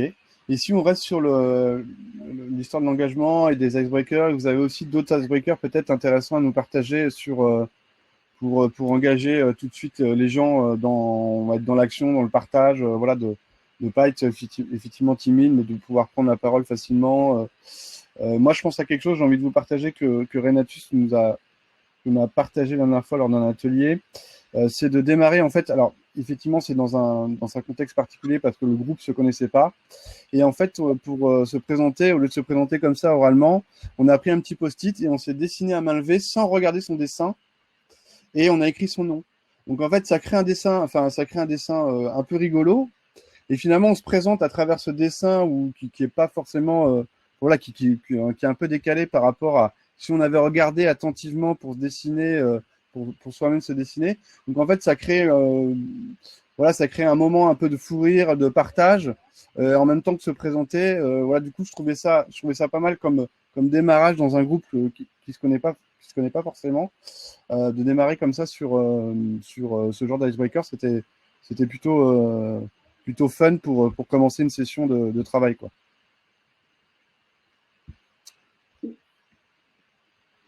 Est-ce que quelqu'un d'autre va partager un qui lui a... Moi, j'en ai testé un qui est tout simple et qui prend. Parce que c'est vrai que en confinement, on est tous chez nous et c'est intéressant de jouer là-dessus aussi pour créer du lien entre les participants. Je crois que j'en ai un, j'ai mis une capture Icebreaker Joe. C'est tout simple, c'est que Ouais. chacun va juste chercher chez lui, dans son appart ou dans sa maison ou un objet qu'il aime bien qui est autour de lui et le présente à l'écran. Donc, on a souvent des trucs assez farfelus qui apparaissent à l'écran. Là, ça a donné sur un workshop où chacun, donc là, il y a une participante qui a montré un tabouret basque dont elle est très fière et qui lui permet de faire du violoncelle. On a eu, moi j'ai présenté mon super tire-bouchon manuel. Donc chacun a montré ses différents objets, mais ça prend 5 minutes, mais ça crée du lien assez vite. Donc assez sympa comme icebreaker. Là, c'est une bonne idée. Il y a une chose qu'on va expérimenter là du coup avec les sessions du laptop, c'est de justement pour que les gens se familiarisent avec Mural, qu'ils fassent leur portrait chinois sur Mural avant la réunion. Donc en fait, ils vont partager, présenter au début de l'atelier, ils vont chacun présenter leur portrait chinois. Et les symboles, les images qui sont disponibles soit chez eux, soit dans Mural, etc. Donc ça peut faire un coup double. C'est une bonne idée. Moi, c'est vrai que j'ai fait des choses un peu plus classiques, pas mal de photolangage. Donc avec le truc qui est facile à mettre en place, c'est avec des photos d'animaux aussi, pareil, ou avec les cartes Dixit également, qui ont été fournies aussi par Asmodée. Et après, la dernière fois, j'ai testé un truc, parce que du coup, je voulais connaître un peu mieux les participants. Et en fait, je leur ai demandé de se présenter, et ensuite, à la fin, je leur ai demandé de coller la photo de leur dessert préféré, par exemple. Ça peut être autre chose que vous pouvez aussi demander de faire ça. Ou vous pouvez aussi demander aux gens de prendre en photo quelque chose qu'ils ont chez eux, par exemple leur bureau, ou bien ce qu'ils font dans la fête. Ça peut être des choses aussi comme ça que leur environnement, sans que ce soit trop intime non plus. Sur les icebreakers, alors évidemment, ça dépend un peu dans quel contexte on le fait, avec qui on le fait. Mais c'est très sympa de bouger aussi vraiment physiquement dans l'espace, même si on est à distance.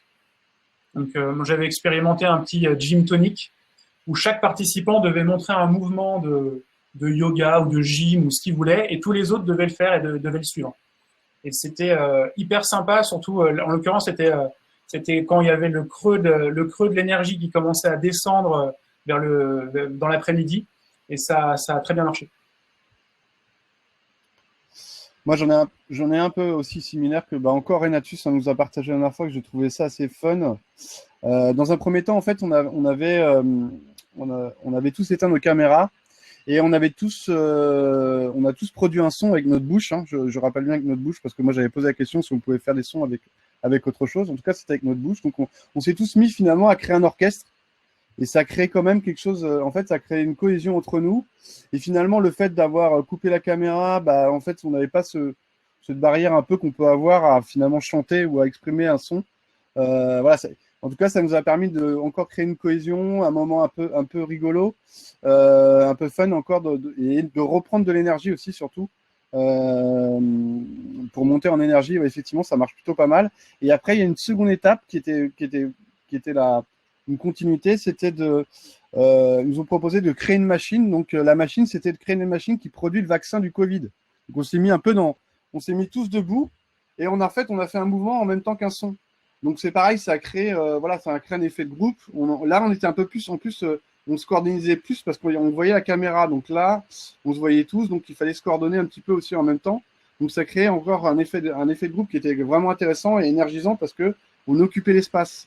Faut pas oublier que même si effectivement on est à distance, faut penser aussi à l'espace. On n'est pas obligé de toujours rester assis pour faire nos energizers et puis icebreaker.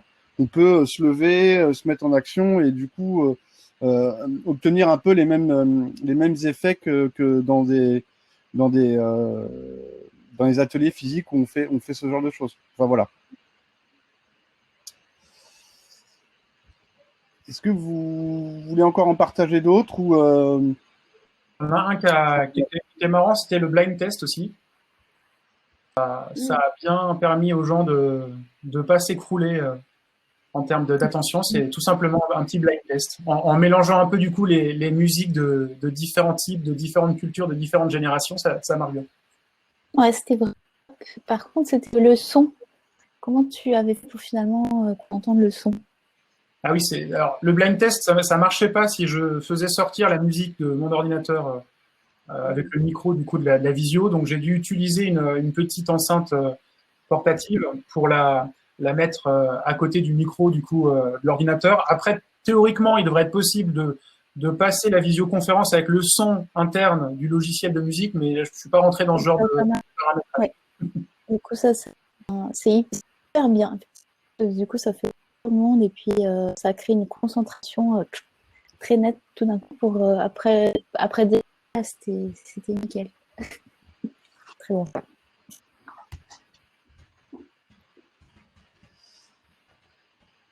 vous voyez d'autres choses où on peut peut-être parler des choses qui marchent, enfin des formats d'atelier qu'on a déjà testé aujourd'hui et qui fonctionnent, et des choses peut-être à éviter, des situations où on sent qu'il peut y avoir des risques en termes d'inefficacité, d'atteinte d'objectifs. Est-ce que vous voulez, est-ce que quelqu'un veut partager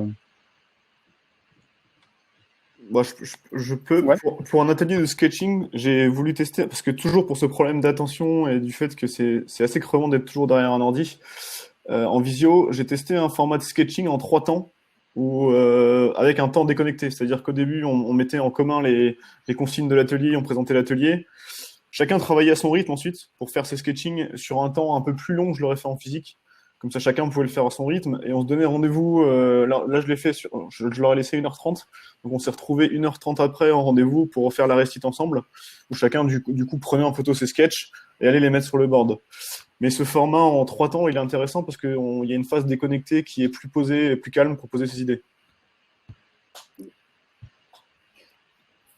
D'accord, quand tu dis une phase déconnectée, c'est une phase individuelle où on est face à son papier. Enfin, Ouais. le papier, on dessine et puis après on Ouais, partage. exactement. Chacun se met dans son univers, mais ce qu'il veut, musique, coupe son micro, etc. Certains pouvaient laisser la vidéo s'ils avaient envie, mais chacun travaillait juste sur son idée. D'accord. Et après, comment il faisait pour transmettre? Il prenait une photo, il le remettait sur le board. Comment ça se passait pour repartager son Moi, j'avais fait photo sur le board, effectivement. Ouais. Simple. Pas d'appli, juste une photo sur le board. Okay. Des fois, ça m'est arrivé de vouloir faire des schémas sur un bout de papier et le montrer à la caméra bêtement.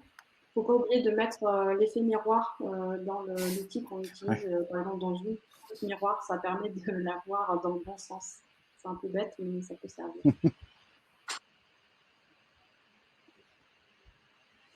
Ok. Est-ce que Jules, tu veux nous partager un format que tu as fait qui c'est Ouais.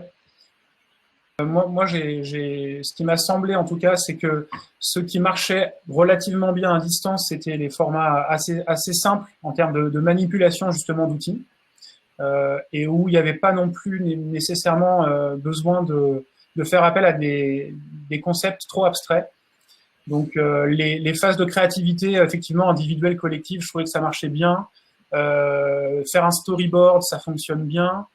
Passer en revue des parcours d'interface, par exemple, que tout le monde puisse mettre des post-it sur des idées qu'il a sur le parcours. Ça fonctionne bien, surtout si, évidemment, on pré-mâche vraiment le travail.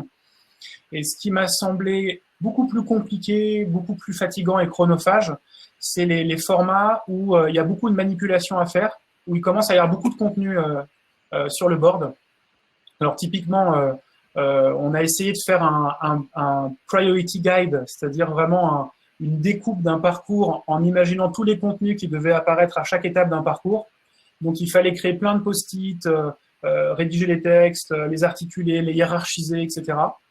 Et là, j'ai vraiment vu la différence pour cet atelier entre la version physique, où là, les gens ensemble, chacun prend un post-it, ils en discutent et ça marche.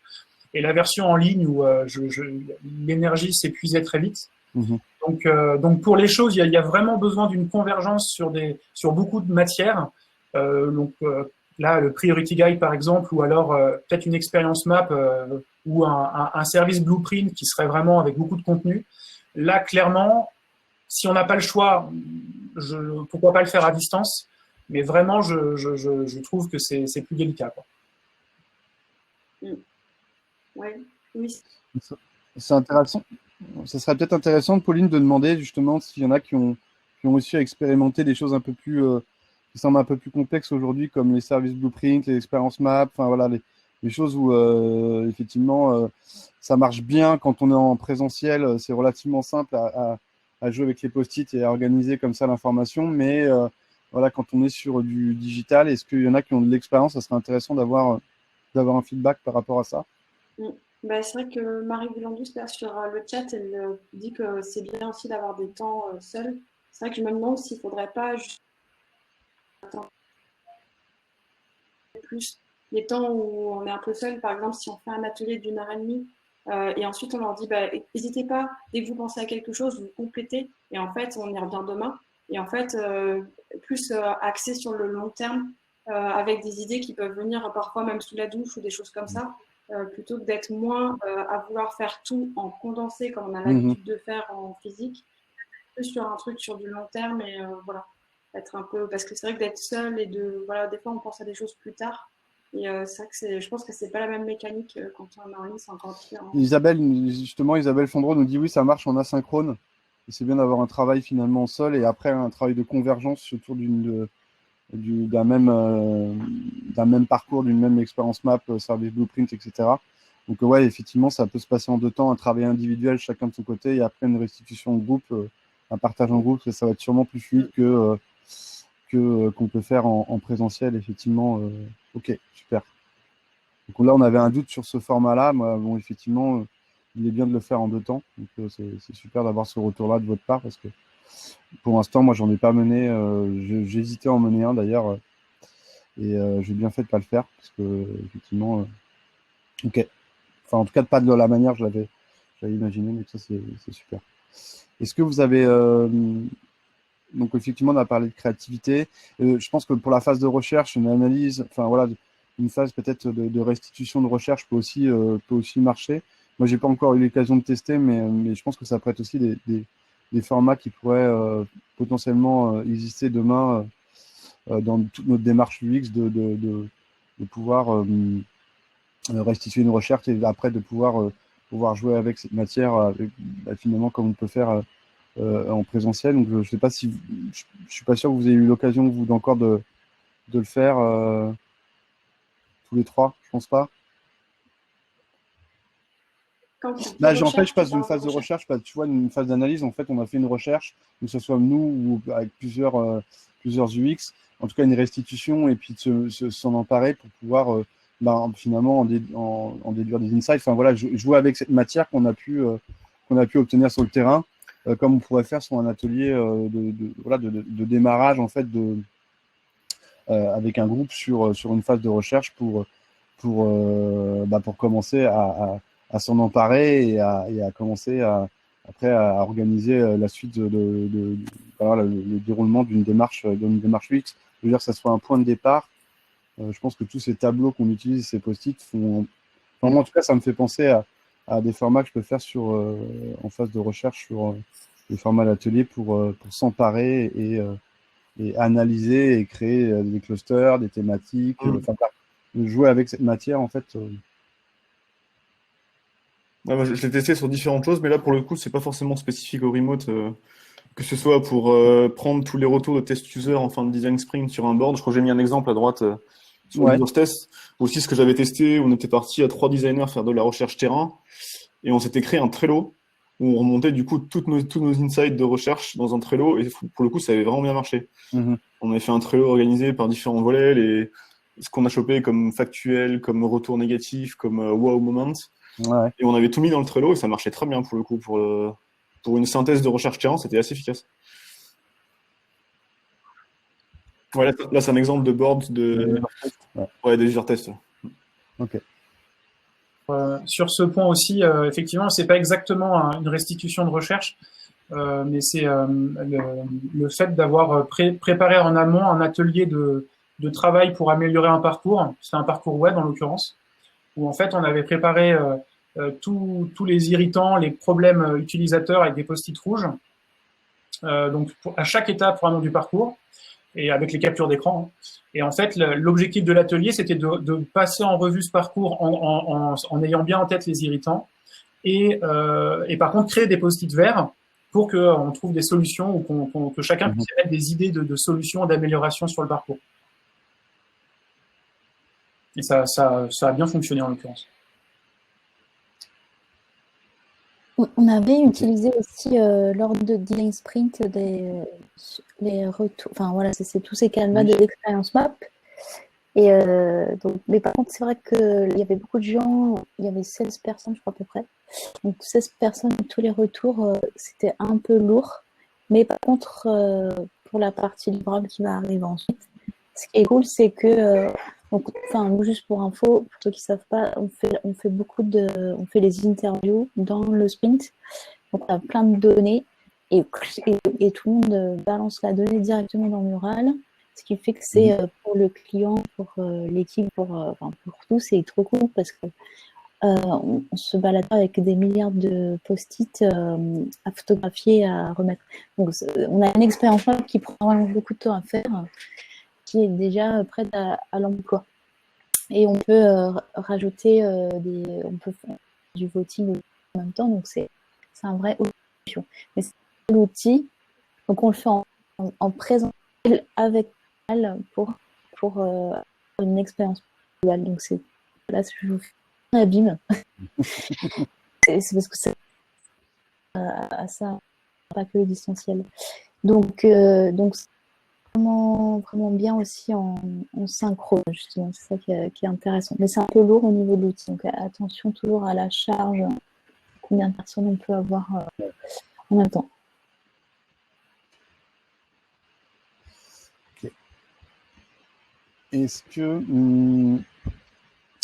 vous voulez rajouter quelque chose sur les formats d'outils?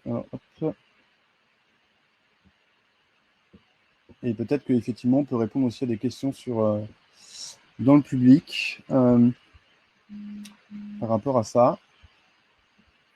La gestion de la prise du temps de parole ou de la prise de parole n'est pas toujours évidente, ou de la distribution de la parole. C'est deux petits tricks que j'ai testés qui marchent pas mal.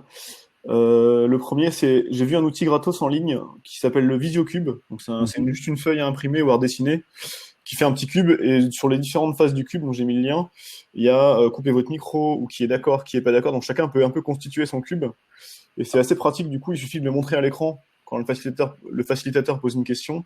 Ça permet d'avoir une réponse rapide. Ou le deuxième, pour répartir aussi, c'est un truc tout bête, c'est comme on se voit pas, on n'arrive pas à se placer dans l'espace, comme on est chacun derrière notre ordi, c'est de dessiner sur le bord d'une table et de mettre les gens dans l'ordre autour de la table. Et ça aide des fois à avoir un tour de parole simple, efficace. Ouais, d'accord. Okay. Merci. Alors, si on regarde un petit peu les questions. Donc, la question qui vient, par exemple, de Fabio. Comment utiliser Mural et l'outil de visioconférence en même temps, quoi. Ça peut sembler compliqué. Alors, attendez, je vous la mets. Ouais. Moi, j'ai pas eu de difficulté. Pour les participants, j'ai pas noté de difficulté à basculer d'un outil de visio avec Mural, pour ma part, en tout cas. Non, oui, moi non plus. En fait, c'est vrai qu'il y a des temps où on va parler, et après il y a des temps où ils vont devoir manipuler, mais quand on manipule, je suis pas en train de leur expliquer un truc super compliqué, parce que sinon ils vont devoir gérer les deux en même temps. Donc en fait, il y a des temps où on parle devant la caméra, et puis des temps où je leur dis maintenant je vous laisse X minutes pour que vous puissiez faire ça. Et après, je lance le chrono, ils se débrouillent. S'ils ont des questions, je suis là. Mais en fait, il n'y a pas forcément de contraintes entre les deux, quoi.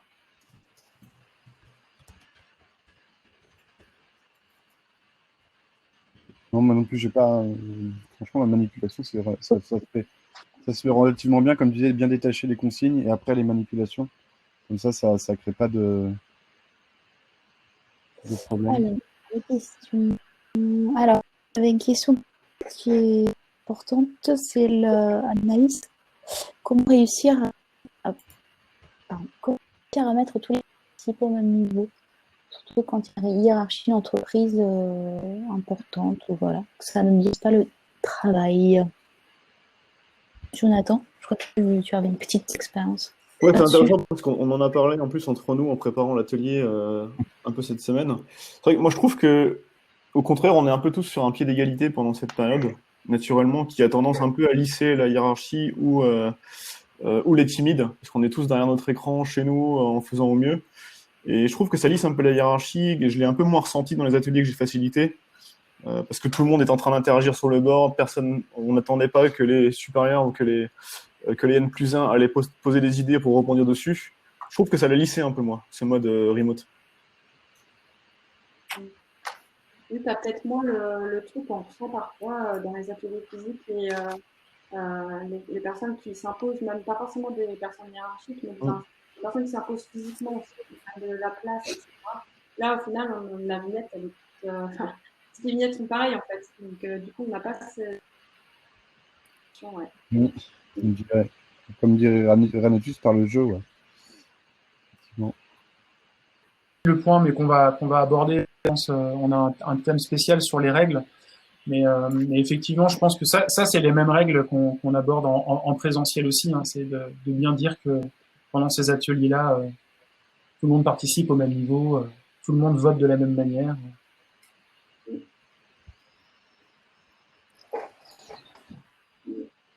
Le jeu, oui, bien sûr, on a tous évidemment le jeu. C'est ça, il faut faire tout ce que tous les icebreakers, etc., tout ce qui semblait un petit peu superficiel, en fait, c'est obligatoire. C'est juste, c'est pas. En fait, on avait dit une fois, c'est tout ce que pas vraiment au sérieux, bah justement, c'est ça qui est sérieux, quoi. Il faut vraiment que les gens prennent ce temps-là de cohésion avec le jeu, comme dit Renatus, notre maître à tous. Non, oui, c'est ça. Mais moi, je suis complètement d'accord. Enfin, les jeux, les icebreakers, les energizers, ça sert à quelque chose, ça a un but et on n'utilise pas n'importe lequel à n'importe quel moment. Ok, alors est-ce qu'il y a d'autres choses? Est-ce qu'il y a d'autres questions? Je n'arrive pas à revenir dans ma tête.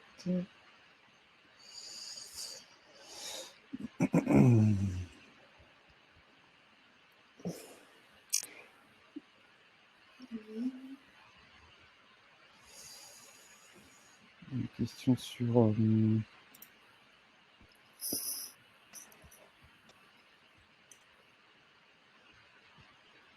Donc sinon, on peut peut-être avancer sur la Ouais. map.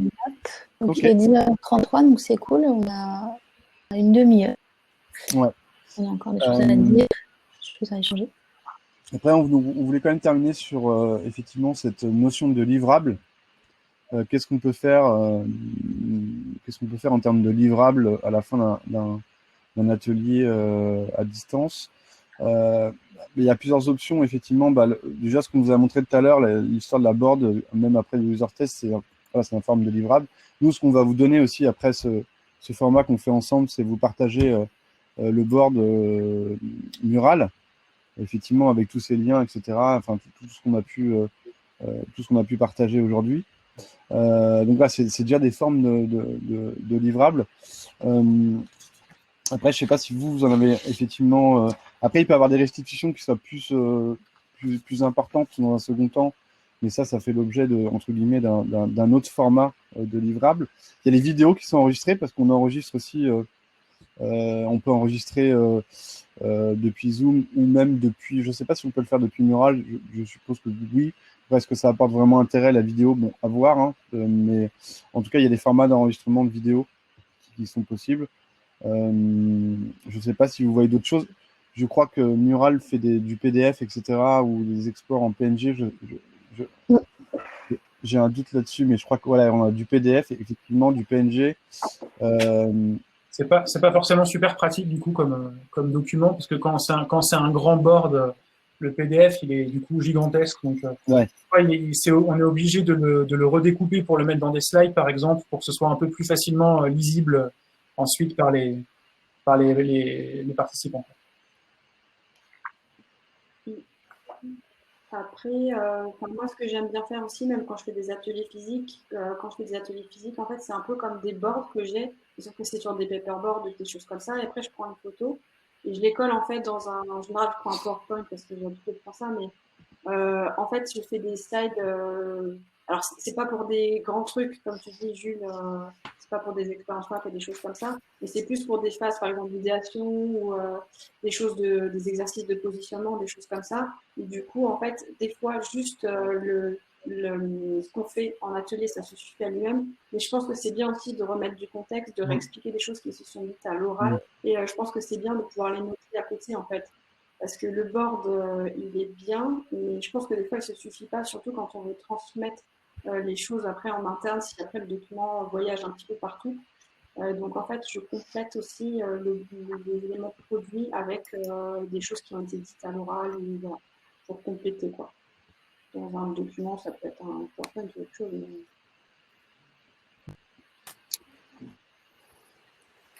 C'est des captures d'écran, quoi. Ouais. Nous, voilà ce qu'on voit comme en termes finalement de livrables. Est-ce que peut-être que ouais, il y a des participants, enfin voilà, des gens du public qui ont d'autres formes de livrables. Je pense qu'on a un peu fait le tour, mais voilà, il y a peut-être des astuces qu'on n'a pas encore explorées par rapport au livrable après un atelier en présentiel. Donc voilà, Si, peut-être en livrable, juste une bonne pratique aussi. Ouais. C'est du bon sens, hein, mais si c'est des ateliers qui s'enchaînent pour un même groupe ou une même équipe, c'est d'avoir un bon dossier Drive partagé où tout est dedans, parce que c'est vrai on est très dispersé en remote, donc de pouvoir tout retrouver à un seul endroit, ça aide beaucoup quand même. Il y a plusieurs personnes qui disent qu'en livrable, ils mettent aussi des vidéos. D'accord. Des montages. Ça, c'est la version luxe du livrable. C'est ça. Yeah. Avec la petite musique et tout. Je rebondis juste sur ce qu'il vient de dire sur aussi les outils, notamment Google Drive. C'est vrai que on n'a pas beaucoup parlé des outils qui sont utilisés avant et après l'atelier. Ouais. C'est important. Et par exemple, Slack, c'est vraiment assez bien pour ça, pour créer un groupe Slack avant les ateliers, pour que les gens puissent poser des questions, qu'on puisse leur envoyer des messages, et qu'ils puissent ensuite venir ajouter des choses après coup ou entre deux ateliers, pour garder le lien entre le groupe, bien sûr, entre les ateliers. Et donc, éviter les emails quand même au maximum et utiliser des logiques un peu plus dynamiques comme, par exemple, Slack.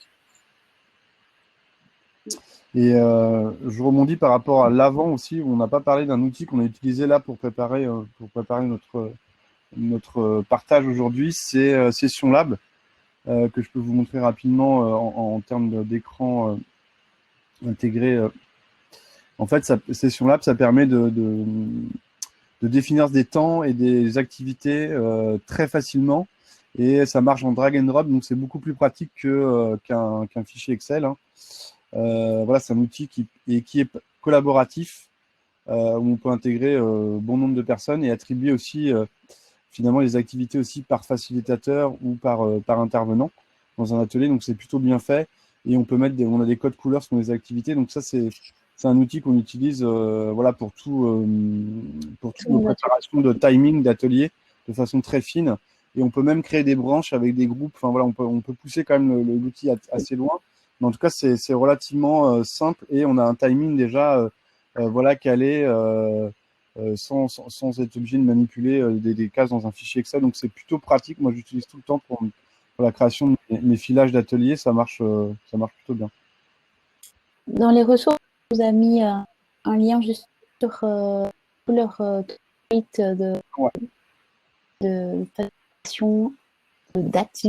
facilitation en remote. Et voilà, donc Session Lab, c'est un peu notre outil, on l'utilise énormément à laptop, on est fan, ça nous a changé la vie, ouais. notre vie de facilitateur. Donc ouais, c'est toutes ces Session Lab, c'est le truc vert là sous NN Group, si vous le voyez, là. À côté de Super Tools. Ouais, tu peux le montrer. Enfin, tu le vois. Voilà, donc ça, c'est vraiment un super bon site. Il y a énormément de templates gratuits, mais c'est comme en fait, il propose vraiment Canva. Et après, donc, ce qu'on vous a mis, c'est des livres gratuits mis à disposition donc, par Mural, qui est Mural, InVision et Jane Smart qui vient de sortir son petit livre. Il y a aussi Jack Knapp là, qui travaille un livre, petit livre, son livre Spring qu'il est en train de travailler. Et après, je n'ai pas mis encore, mais je vous le rajoute, quand même Robert Scrobb, qui est connu un peu du Remote Sprint. Et donc, lui, il travaille depuis des années. Du coup, là, lui, il a été quelque chose d'extraordinaire pour lui, parce que tout le monde s'est tourné vers lui en tant que grand expert. Donc, il faudra suivre cette personne-là aussi. Et puis, donc, comme je vous parlais de Daniel Stillman, qui est quelqu'un de très inspirant, très intéressant. Voilà, rencontré là dans les événements avec Google. Donc, on va faire intervenir. Il devait venir, du coup, le 16 avril. Aujourd'hui, bon, voilà, ça n'a pas été possible, comme vous savez, mais du coup, on va le faire intervenir bientôt pour des workshops. Donc, vraiment, suivez-le, c'est un ouais, effectivement, ils sont à Nantes. C'est peut-être qu'ils vont partager. C'est ça. Voilà, donc eux, très actifs. Je crois qu'ils ont une offre d'ailleurs ce soir qui se termine pour vous former à la facilitation à distance, donc profitez-en. Alors qu'est-ce qu'il y a après? Voilà, donc on a créé un micro spécial le 10 print parce qu'on est partie du officiel de Google, donc du coup on a 2 meet-ups, du coup ça c'est tout ce qui est au sprint, c'est à suivre, il y en a plein, évidemment. Voilà, si vous avez d'autres ressources. Il y a peut-être d'autres questions ou d'autres ressources que même on pourra ajouter, effectivement, si ça nous est partagé. On pourra se faire un plaisir de mettre d'autres choses dans la board. Est-ce que peut-être qu'il y a d'autres aussi de questions qu'on n'a peut-être pas répondu? Je ne sais pas s'il y en a d'autres qui sont apparues. Je regarde. Hop. J'ai vu passer tout à l'heure une question sur des utilisateurs à distance sur du mobile. Alors, bon, c'est pas vraiment un atelier du coup, mais par contre, ce que j'ai pu voir sur Zoom, c'est que donc Zoom permet de partager son écran de mobile à distance. Donc, je présume que théoriquement, si l'utilisateur ou le testeur a installé Zoom sur son mobile et donc partage son écran, vous entendez sa voix et vous voyez ce qu'il est en train de faire sur son téléphone. Ça peut être une solution potentiellement simple.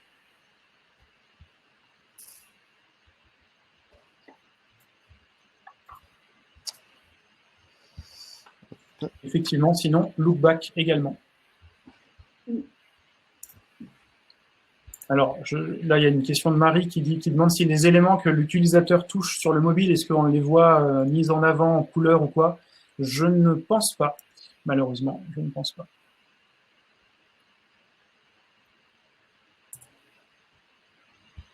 Alors, une question sur les pauses. Effectivement, est-ce qu'on se déconnecte? Moi, je recommande que tout le monde puisse couper sa vidéo et son micro pendant une pause. Après, sur la plupart des outils, les facilitateurs peuvent couper les micros et les vidéos des participants. Donc, pour être sûr que personne n'a oublié de couper sa vidéo, ce qui peut être un peu gênant parfois. Donc voilà, en tout cas, ce qui est sûr, c'est que il est vraiment recommandé quand même que les gens puissent faire vraiment une vraie pause en s'éloignant pendant au moins, moi, j'ai noté au moins 10 minutes. Hein. Ah ouais. De faire moins de 10 minutes. Et même, il faudra compter que quand on donne 10 minutes aux participants de pause, il y en a qui vont revenir au bout de 12, 13, 14 minutes. Donc, ça aussi, dans le timing, c'est super important de l'avoir en tête. Ouais, moi, j'ai voulu tester de faire une pause café en visio où tout le monde prenait un café et se mettait en visio. Je le ferai plus. Hein. C'était une très mauvaise idée. Ouais. Pourquoi c'était une très mauvaise idée? Parce que tu déconnectes pas vraiment, c'était le bordel et du coup t'as pas eu l'effet pause quoi. D'accord. l'effort que ça demande quand même d'être en permanence sur un écran avec du son des gens, c'est vrai que c'est super important d'aller ouvrir la fenêtre, regarder dehors, respirer, quoi. Ouais.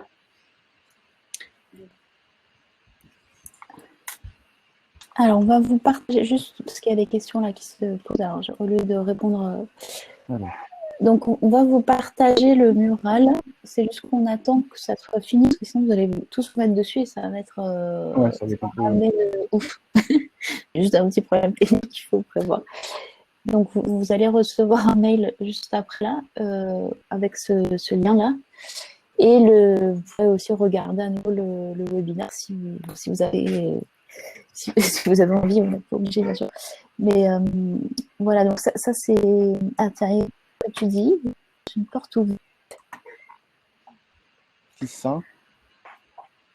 Iris nous dit qu'il faut inciter les personnes à ne pas se mettre pendant leur pause directement sur WhatsApp ou sur Facebook sur leur smartphone. Et Ah oui. effectivement, on peut leur conseiller de plutôt déconnecter vraiment des écrans, quoi. Voilà. Donc, ce que j'ai envie de vous poser comme question ce soir, c'est voilà, qu'est-ce qu'on garde tout ça? Parce que, bon, on va bien déconfiner, mais quand même, il y a des choses quand même vraiment intéressantes. On a été obligé d'explorer des outils aussi expérimentés, effectivement, Zoom qui semblait le plus performant, mais en termes d'ergonomie, c'est une catastrophe sans nom. Donc, du coup, très pratique. Facilitateur, justement, c'est ça qui est intéressant, c'est que l'ergonomie c'est un vrai allié. Donc, si vous à vouloir bien gérer votre atelier, comprendre bien tout ce qui se passe, mais vous avez énormément de mal à gérer, à comprendre comment l'outil, ça peut poser vraiment des problèmes. Hein. Donc, le choix de l'outil, c'est pour le facilitateur, mais aussi pour les participants. Alors, donc, là, je vous pose ça là en question, qu'est-ce que vous auriez envie de garder pour la vie réelle? Des bonnes pratiques, en fait, que vous avez explorées, là, vous avez dit, ah, mais ça, c'est trop bien, et en fait, plus jamais de la même manière, les préparer de la même manière. On voit qu'il y a beaucoup de choses nouvelles qui sont prévues. Vous pouvez aussi répondre les invités. Qu'est-ce que vous gardez? En fait, moi, ce que j'ai envie de garder, j'ai envie de dire à peu près tout. Je sais pas comment dire, mais j'ai l'impression qu'il y a qu'il y a une vraie opportunité pour nous en fait, il y avait un peu une résistance par rapport au travail à distance. Enfin, je sentais quand même qu'il y avait une résistance en France quelque part, surtout pour des grands groupes. Là, en fait, on est en train de faire la démonstration qu'on peut quand même faire beaucoup de choses à distance. J'ai même essayé les focus group. Moi, aujourd'hui, j'avais jamais testé ce format à distance, ça a marché. Enfin, voilà, je me dis que c'est une vraie opportunité pour nous finalement d'avoir un rayon d'action et de pouvoir répondre aussi à des problématiques des clients beaucoup plus larges et sans frontières finalement. Donc j'ai envie de dire, je le vois comme ça, moi, un peu une opportunité, une montée en compétences aussi et un partage qu'on est en train de tous faire. Et moi, moi, je retiens ça un peu qui est en train de se passer. Voilà, j'avais juste envie de vous partager ça parce que c'est un peu ce que je ressens personnellement. Voilà. Merci Mathias. Carole? Oui. En fait, c'est vrai que moi, ce que j'apprécie en fait avec ça, c'est qu'on peut se connecter avec des gens du monde entier. Donc là, il y a des gens un peu partout sur le chat. Et c'est vrai que c'est des choses qu'on ne pouvait pas faire. Alors, je suis un peu plus mitigée que toi, Mathias, dans le sens où il y a des trucs que je préfère quand même faire en physique. Je trouve que c'est sympa des fois quand on doit faire des exercices où il faut découper, coller des choses, etc. C'est un petit côté un peu régressif qui vraiment, on n'arrive pas à le retrouver justement dans les ateliers en ligne. Mais par contre, en fait, pour tout ce qui est transmission de connaissances ou faire des choses ensemble, mais plutôt sur des choses de partage, de bénévolat, de choses comme ça. Je trouve ça super qu'on puisse le faire avec des gens du monde entier, plutôt que de se dire, bah ok, moi j'habite à côté de Nantes, je vais aller à Nantes pour faire cet atelier-là, etc. Pour des choses plutôt bénévoles, en fait, on va dire, plutôt pour des ateliers plus concrets. Enfin, j'avoue que je préférerais être plus en physique, quoi. Mais bon, ça, c'est mon avis. Merci. Jules? Et rejoindre Carole, en fait, je pense que c'est l'occasion de faire encore plus. Parce que du coup, je pense que ça diminuera pas le nombre d'ateliers physiques parce que je considère qu'on perd quand même une dimension malgré tout. Hein, malgré tout, enfin, moi, ce que j'en retiens, c'est que tout est possible presque, et on perd une dimension d'interaction avec les gens. Mais par contre, ça montre qu'on peut très bien faire encore plus d'ateliers et du coup compléter entre des ateliers physiques, faire quelques petits ateliers simples et courts à distance avec un outil comme Mural, par exemple, puisqu'on a pu voir que ça marche, quoi. Je suis tout à fait ça. Yes. Donc, et puis évidemment, bah, ça nous prouve que du coup, faut le faire pour quand les gens sont à distance géographiquement, bien entendu, ça confirme que ça fonctionne, quoi. Donc ça permet de plus souvent, quoi, de maintenir cette conversation. Ou voilà, master, c'est pour ça qu'on fait des esprits. Les gens puissent se rire régulièrement, plus facilement. Et là, du coup, ça nous aide tellement dans le sens où on n'a plus à se dire, voilà, on va faire un gros, même une journée ou 2 jours, non, c'est des petits moments comme ça et plus régulièrement, maintenir la conversation. Je crois que c'est vraiment pour le faciliter. C'est une vraie aide, quoi.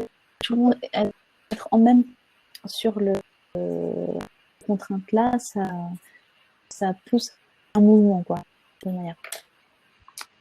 Jonathan?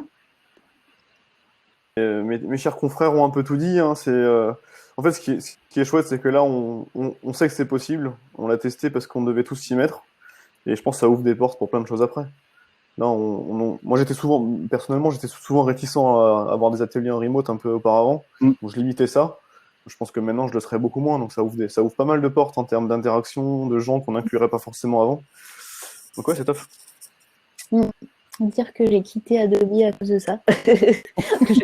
J'ai détesté travailler en remote. Ouais, je vais rire, qu'est-ce que je fais?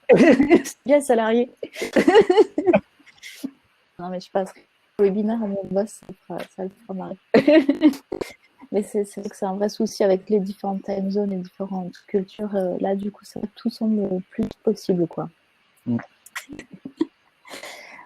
Écoutez, trop cool comme là, c'est nouveau dans les échanges de chat, etc. J'ai adoré. Donc, pour votre donc dans 8 minutes précises, tout va se fermer tout seul. Donc c'est pour ça que je préfère voilà, vous mener tranquillement vers le chantier avec et se dire que c'était cool. Parce qu'après, ça va être un peu violent. En tout cas, c'est pas que les gens bloqués, je sais pas quelle dimension, meet-up, je sais pas quoi, sont réussi à venir. Donc du coup, nous, on est toujours là, comme vous, on lâche fond de là. Je sais pas qui c'est qui a mis ça, mais bon. Ah là là, c'est après Zoom, après le complot Zoom, c'est moral. Le sourire de Jules, j'ai une petite idée du responsable. Je sais pas, non? Ah non. Et si on n'a pas envie, hein, Jules. Oh là. Ok. Oui, Anonymous. Bon, merci beaucoup à vous. On vous aime toujours et c'est super de vous voir aussi nombreux à chaque fois. Ça nous touche beaucoup. On va travailler encore plus pour répondre à tous vos questionnements. À bientôt. Et à bientôt. On vous envoie tout. Au revoir. Au revoir, merci d'être là. Au revoir.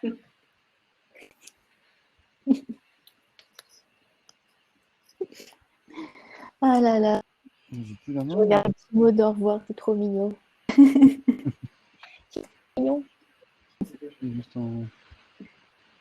me suis fait hacker.